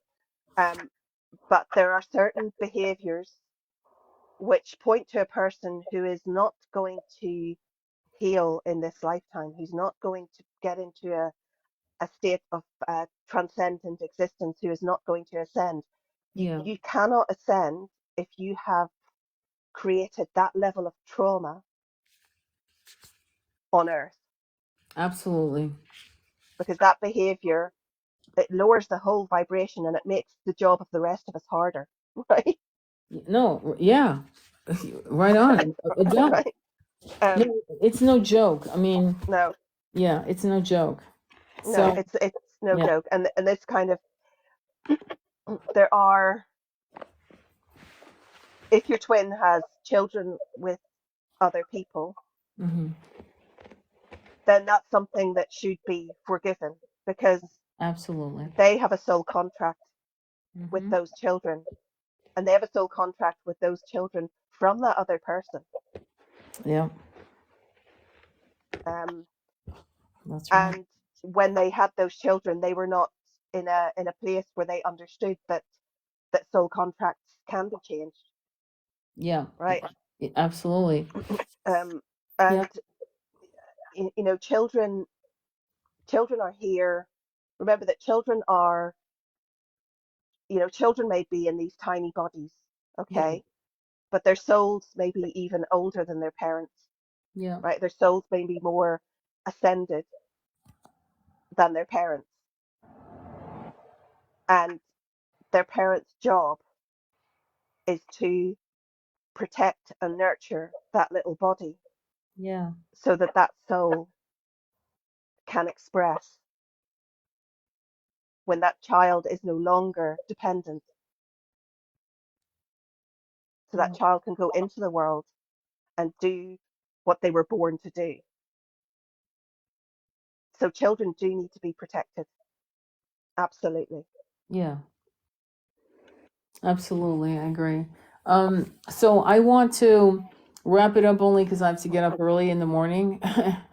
but but I want to say thank you, Andromeda, for being here. As usual, it's always an amazing honor. So the class we're going to I'm trying to think of how we're going to advertising on TikTok. We're going to advertise it. I'll upload it on YouTube. The class will be through Zoom. It'll be a link that's released. We can offer payments through PayPal, Venmo, or Cash App. If you're outside of the USA, you probably want to use PayPal. And we'll have that information up for you guys if you want to start the classes. And I have a Patreon that you can check on my link tree. I'll also have a link there if you're a Patreon member. Thank you. With the Patreon, I'm actually personally uploading content, but Andromeda and I are going to set up a Patreon we're very proud. Should we tell them what it's called? Oh, you tell them. It's beautiful. Okay. It's sacredintimacy1111.com. So we'll have the website up at some point. We just started this, but we're gonna just keep it real and just it's grassroots. We're not doing this to we're just doing this to offer classes to people who are seriously hell bent on figuring out why they're in separation. What are the steps to ascension? Ascension equates you're closer to union, but that's not the carrot that we're going to talk about. The carrot. I have clients who will say, well, so you're saying if I do my mantras every day and work on my chakras every day, will that bring my twin flame back? That's what they ask me a lot, too often. And I say, no. In fact, don't do it. Because if you're doing it for the carrot, which is your twin flame, you're missing the point. Now, telepathy with a twin flame is real. What you feeds your twin. The goal is to wake your twin up, right? Okay. So if you do this, you're going through the exercise of ascending. Again, telepathy, what you feeds your twin. And it could be that it wakes up your twin, so they see you from a new vantage point of a conscious realization, and they may or may not make the choice to be in union, but you're sure in the hell so going to be closer. But if anything is done to be in union for your twin because of the nookie, let's be honest, then you're not ready to be, I hate to say it, in union. I'm being really real. It's brutally real. The nookie is the carrot that got you to really pay attention. But the pain isn't worth the nookie, I'm sorry. But what's interesting is that as you get closer to getting out of the dark night of the soul, as you get closer and closer into the dawning of the new self, and then you meet the twin again and nookie time again, it becomes transcendental, massively healing. Okay. And then some stupid thing happens because one of you regresses back to 3D, and here comes the runner again with and here you are chasing or whatever the hell's going on, but you're closer to becoming more and more transcendental, so that when it happens, yes, it hurts, but it doesn't destroy you anymore. You become transcendental, going, oh, he's up again. Okay, it hurts. You don't lose your fucking mind over it. That was a trigger. Okay, how does that shadow my shit? Okay, so how should I work on me? Okay, how should I remotely heal my twin? Oh, okay. All right, let me just get that done. it's called a journey for a reason. My journey, I met him at 18. I'm now 62. He's 76. He was 33. I was 18. That's a long, long journey. And it's for some of us that's our story because we were born in a different vibrational timeline. For yours, it could be absolutely a window of 5 years of fuckery and bullshit, and then it ends, and meaning you're together. And for some, sadly, the twin passes away, and that's it. It's the end game. But if you're transcendental, you realize that your twin is now dropped this egoic framework that kept them trapped in a looping runner dynamics, fear-filled, not wanting to be awake, ego-driven, root chakra controlled, whatever, And now they're free of these constraints. And guess what? If you're really transcendental, you've done all this incredible energy work, you've meditated, you've opened your third eye, no one can open it for you, you opened your third eye, and now you can actually communicate with your twin in a transformed state of consciousness. Theirs, yours. And guess what? Yes, that's union, my friends. They're just not in their body anymore. And when it's time for you to drop your body, boom, you're in union. And you might graduate to twin ray. Does that make sense? What do you think, Andromeda? Yeah. No, I agree. Remember that union doesn't have to look like the cookie cutter Exactly. Disney story, right? And in fact it shouldn't. Exactly. Yeah. Union can happen Mm-hmm. after they drop their body or continue. That's And right. That's right. and it's about getting to that point where you recognize that this is not a normal, in inverted commas, a normal 3D relationship. Yeah. This is a spiritual connection with someone who has the same energetic blueprint as you. And Very powerful yeah. synergistic connection. Yeah. The synergy when you're in union with your twin Mm-hmm. is is more than could be described in a linear language. Yeah. It's huge. Yeah. And that is the goal of your soul, but not necessarily in this lifetime. And in order to reach that point, you have to be okay with it. And it's very difficult It's very difficult. to come to that acceptance, because the 3D brain, you have to understand, most of the stuff that you're dealing with right now, you're filtering through your 3D brain, and you're doing massive, awesome work because you're actually able to do it. You're actually consciously awake through a 3D filtering system that's really fucked up, so dense that for many souls they'll never incarnate here because of that very problem. But you're able to overcome it. So right off the bat, you're kicking ass, just right off the bat. And you toggling between the human experience and the human desires and the transcendental understanding and surrendering and acceptance of the soul. And it's like a seesaw thing is absolutely normal. It's nothing you're not failing.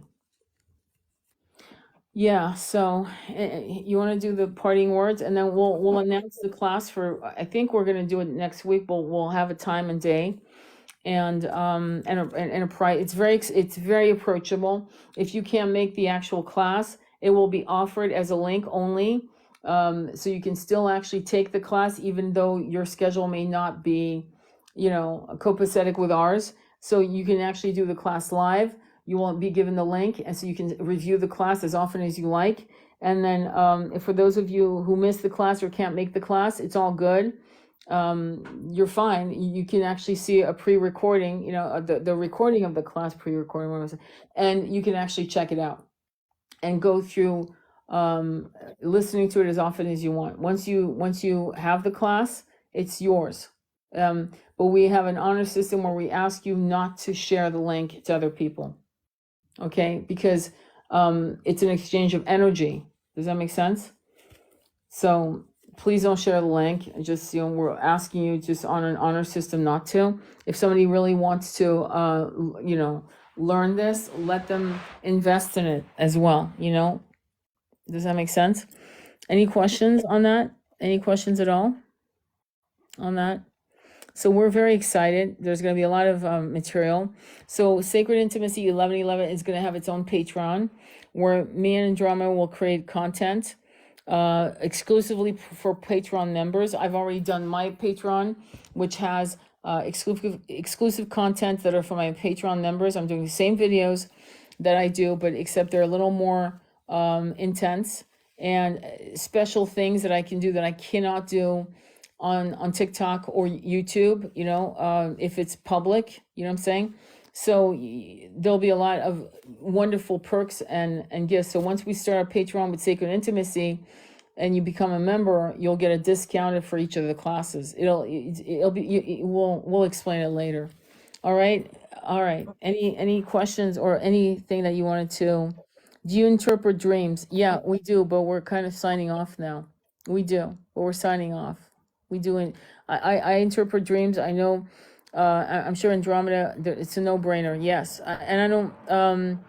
But we also, you have to understand that for a person to truly interpret your dreams, it's important for them to know, not know you obviously, but to hear your voice, to get further downloads, to give you the correct interpretation. A human voice is like the tone of a bowl, a crystal bowl or a frequency bowl. So this bowl is at 528 hertz. This other bowl is at 1111 hertz. This other bowl is at 8 hertz. Does that make sense?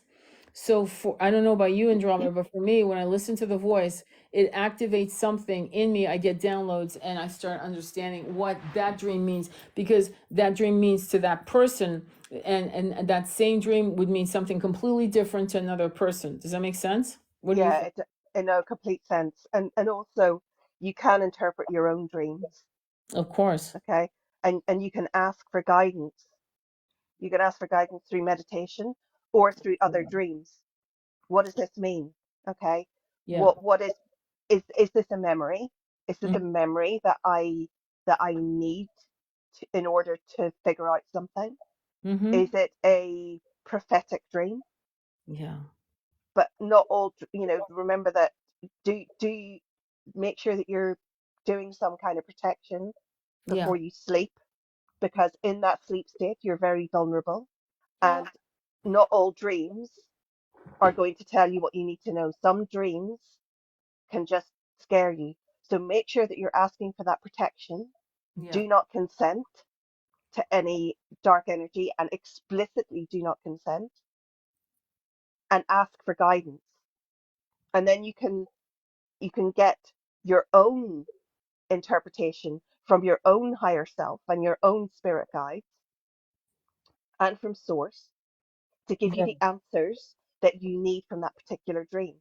But yes, dream interpretation, hearing the vibration of a voice, Yeah. you can gain so much. You can gain so much from the vibration of a voice.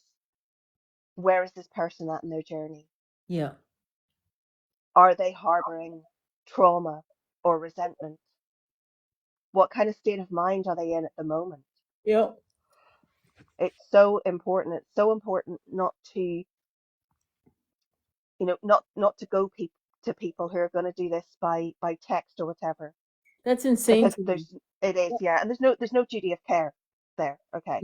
No. Eh, if you can read the vibration of someone's voice, even if their voice doesn't perceptibly change, you can feel that their energy is Yeah. becoming distressed, and you can deal with that immediately.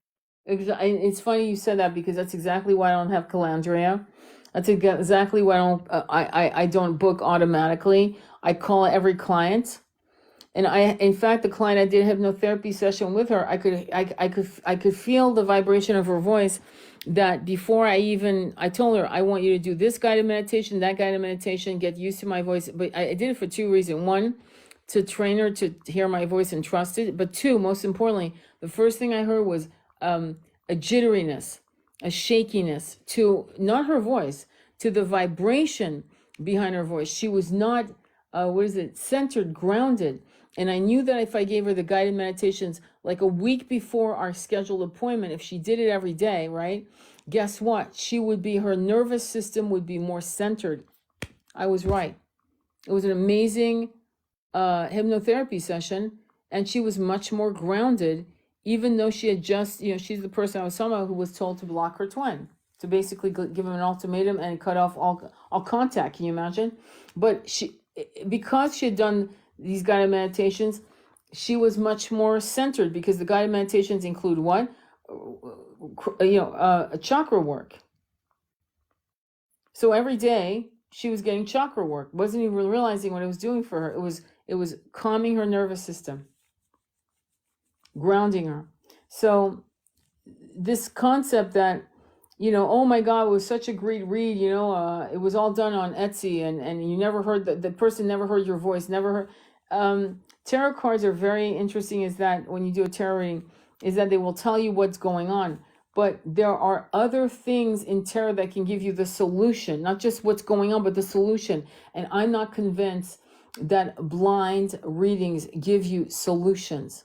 I am convinced that tarot is so specific. If there's a specific question, is Joe into me? The tarot card, you can do 3 cards, and it'll say yes or no. You'll do it again if you're a good reader and go, yep, that's a no. You know what I mean? So the fact that some readers don't want to take the time to listen, to hear you, I don't know. I think it's insane.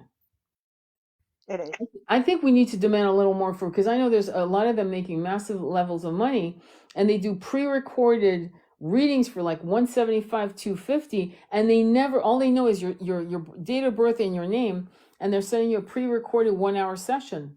They never heard your voice. You never spoke to them on the phone. They don't even know where the fuck they have the email, the payment link. Is it accurate? I don't think it's accurate every time. I really don't. Because it's like a conveyor belt of readings. I think we need to start demanding more from the people we come in contact with and say, can I speak to you on the phone before I, invest this amount of money on this reading? I had a reader who's on the YouTube, and 2 of them, and I had done it years ago. And guess what? We talked. What an idea! And we did the reading on a FaceTime, on his phone, on mine.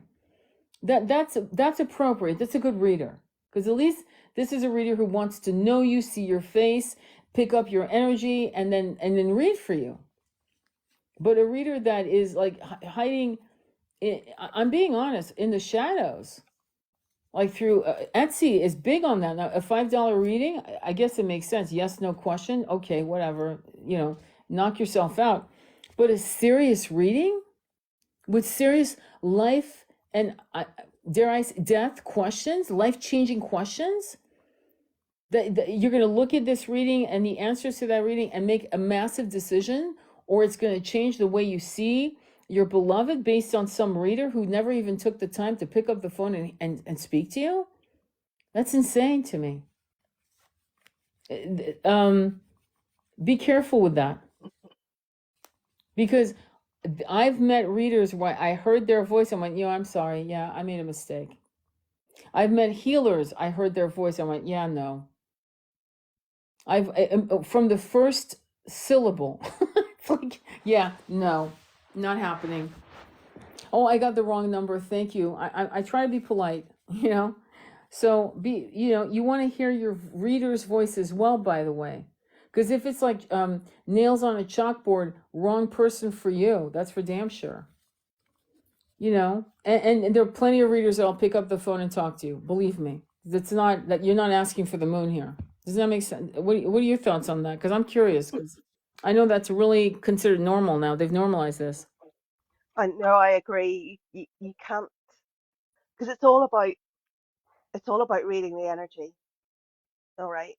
Mm-hmm. Ultimately, it's about reading the energy, and you can't do that Mm-hmm. from a name and an AI picture on Etsy. You can't do it, Mm-hmm. you know. I mean, you can you can do some things, like you can do like remote healing. Yeah. okay, like Reiki, you can do remotely. Mm-hmm. And you can intend when you're doing that session, you can intend that it is timeless, but to really get into the energy, it it doesn't work as well unless you hear the voice. Don't necessarily need to see the person Yeah. unless it's hypnotherapy, which is a bit different, Yeah. but you need to hear the voice. You definitely need to hear the voice. Yeah, I agree. And one of my healers that I worked with for years, I never actually physically, I think I saw her once for a second, but I never saw her. All my healing sessions with her was done on the phone, remote. She was in one state, I was in the other, and massive healing with her. So I think that, and then of course, some clients, they really want, so, and the energy feels right to do a Zoom, even though it's a reading. But with some, I find that it's too distracting for me. Not to mention when I do readings the first time ever, I don't want to see you at all. You know why? Because if I say to you, like I had a client where I never saw her, and I said, okay, so here's the thing, your twin, I see you being in union. He's got wrinkles, a little, not tiny, just tiny little laugh lines around his eyes. He's got very sharp eagle blue eyes, like, eagle's eye. You know what I'm saying? By like sharp, incredible eyes, magnetic eyes. And he dyes his hair blonde. I mean, he dyes his hair black, excuse me. And she almost spit her tea. She went, "Oh my God, what? My twin, he's got blonde, he dyes his hair black." I go, "Well, I see him in his 40s. Well, he's 10 years older than me and he's in his 30s now." I go, depending on the energy, it's going to be a while before, but you will be in union. Another time, it was a woman with a massive, gorgeous hair. Thank God I didn't see her, so I could say that to her, right? And why they need me to say that about her hair? Because I had just described previous to that the man who was coming into her life pretty accurately, you know what I mean? And so for her to believe me, they said, go ahead and describe her so she believes what you said about what to look for. Now, that doesn't always happen with clients. Some clients, I'm told not to say a damn thing about what the person looks like because I just illustrated. So what if I tell a client that the guy's going to have red hair? He's a ginger. And the guy walks in with auburn brown hair. You're going to go, that's not the right guy. No, he dyes his hair. So you're going to be looking for a redhead, and the guy's camouflage with the hair color he's changed, or it's blue, or it's pink, whatever. So usually, typically, I don't like to see you. After that, yeah, we can see each other. I don't care. But I want to see what comes up without me seeing it. But your voice, oh yeah, I need to hear it. And then it's that beautiful energy. And not to mention, before I do any bookings at all, part of the reason why I do a pre-booking call, which is 10, at the most 15 minutes, but 10 minutes typically, it's to make sure that your expectation with this is going to be good for you and that you're getting what you want from me so that we are on the same page. And then we book together. We kind of look at the time changes and then we book. And then the second call is the reading, just so you know. That's how I do it. I've done it like that. I like to do it like that because sometimes I like to give you some homework before we even meet. Yeah, to prepare you, and then we meet and we've already done some work before we've even, started the session. So for me, that works. I hope that makes sense. Yeah, perfect sense. Mm-hmm. So anyway, I could stay forever, especially when you're here. But I have to go because I've got to get up really, really early. And as it is, I hope to God I can fall asleep but I have to. Any other questions for Andromeda? So the classes will be announced. Any last parting words, my love? Just that we'll announce the classes very soon. The first class uh, we are aiming for next weekend, Mm-hmm. um, and it's going to be an introduction about twin flames, what twin flames are, where they're from, what the Mm-hmm. journey entails. And the first module is going to focus on that and star seeds as well, Yeah, and the interplay between twin flames and star seeds. Um, that's exciting. I think it's really exciting, and we're putting a lot of work into these classes. Yeah. So we hope to see many of you there. Mm-hmm. Um, if you have any questions, reach out to me or to Tony. If Absolutely. you have any questions about the classes, we'll be announcing things like pricing because we're we are putting a lot of work into these classes. It is an exchange of energy, um, and we're not the type of souls to abandon you if you have questions, if you Mm-hmm. have really burning questions that need to be answered. Um, and there'll be other announcements, okay, that hopefully will help you on your journey of Yeah. ascension. We are not going to be this is not a dictatorship, okay? Yeah. If there's anything you have difficulty with or anything you don't agree with, we will welcome that. And we're not going to promise 3D union with your twin. We're not going to do that to you. We're going No. to be very honest, very real, very transparent about what this journey is. Yeah. Um, and we, I'm not going to say too much, but hopefully we're going to have more voices, Yeah. okay, involved in the classes Yeah. as it progresses.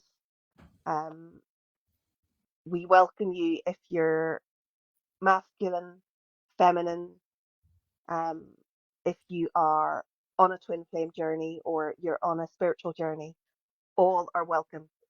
Uh, this is about creating the new earth. Uh, Absolutely. Ultimately, that's why twin flames are here. Twin flames and twin rays.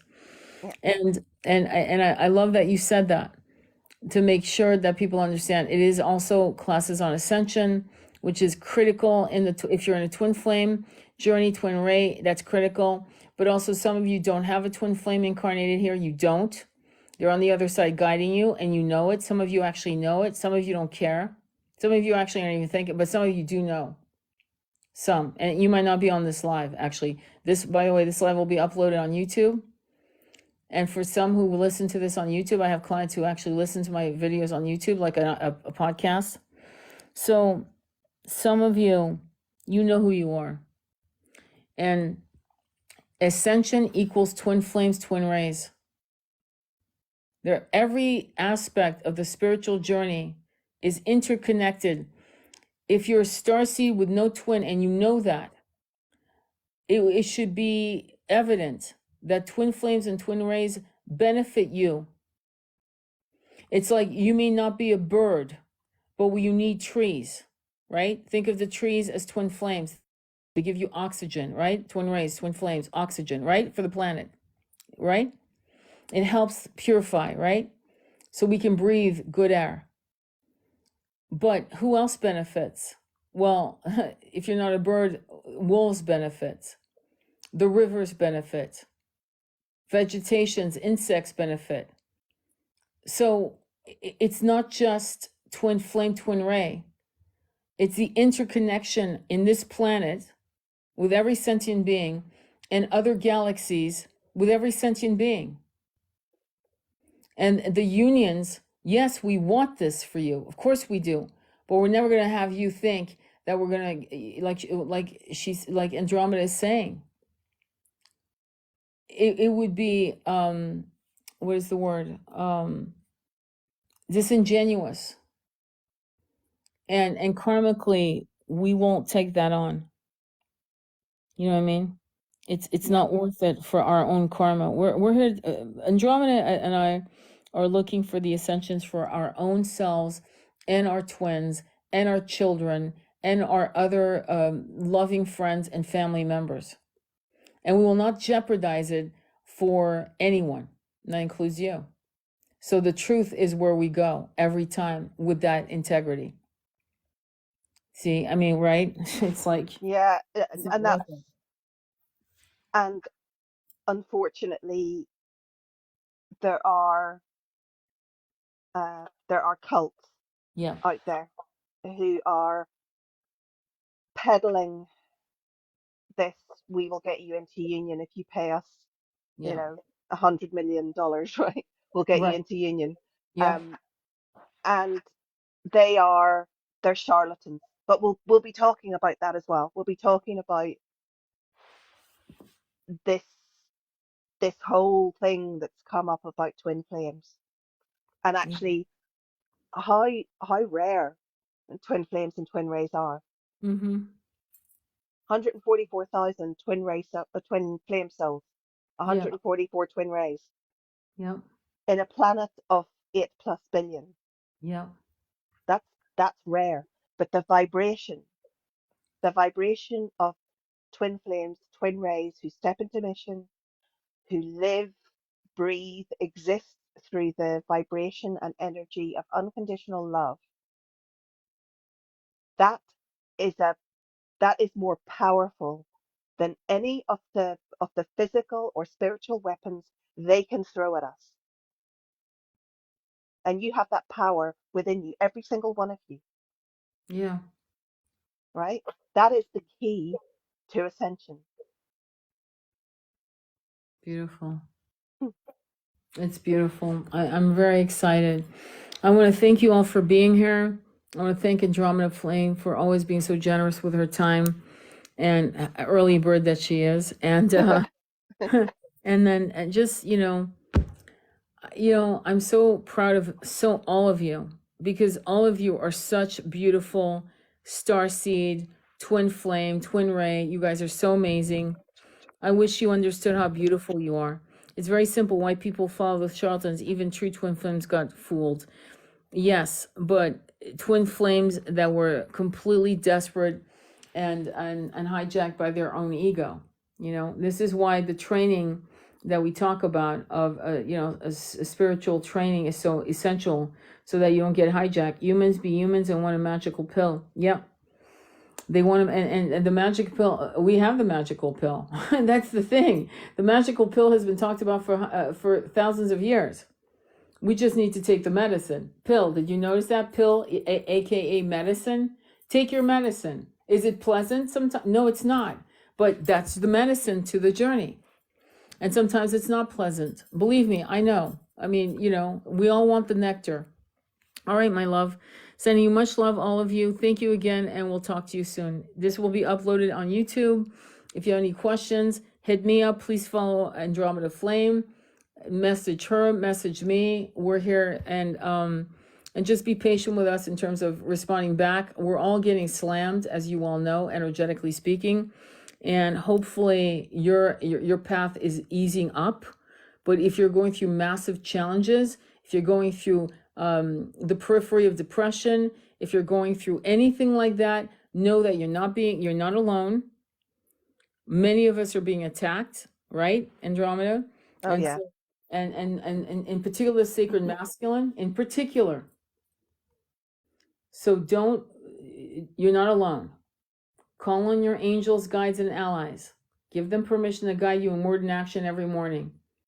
Give them permission, because they can't do it without it. All right, last words for you, and then I'm going to shut off. Yeah, to echo that, the the light energy works through consent. Okay. Dark energy doesn't have to have consent. All right. Yeah, of course, there are karmic principles there, but if you if you give permission to your angels, guides, allies to guide you, Mm-hmm. and you do not consent to any dark energy, keep doing your protection. This is a really difficult time for Mm-hmm. many people. The masculines are under serious attack at the moment. Yes, Okay, so you can protect them as well. and Oh, do it. do it. Do it, and we'll teach you more about how to do that. Okay, and that's part of the classes. So, yeah. So, with that said, much love, and see you soon. Namaste. Be well.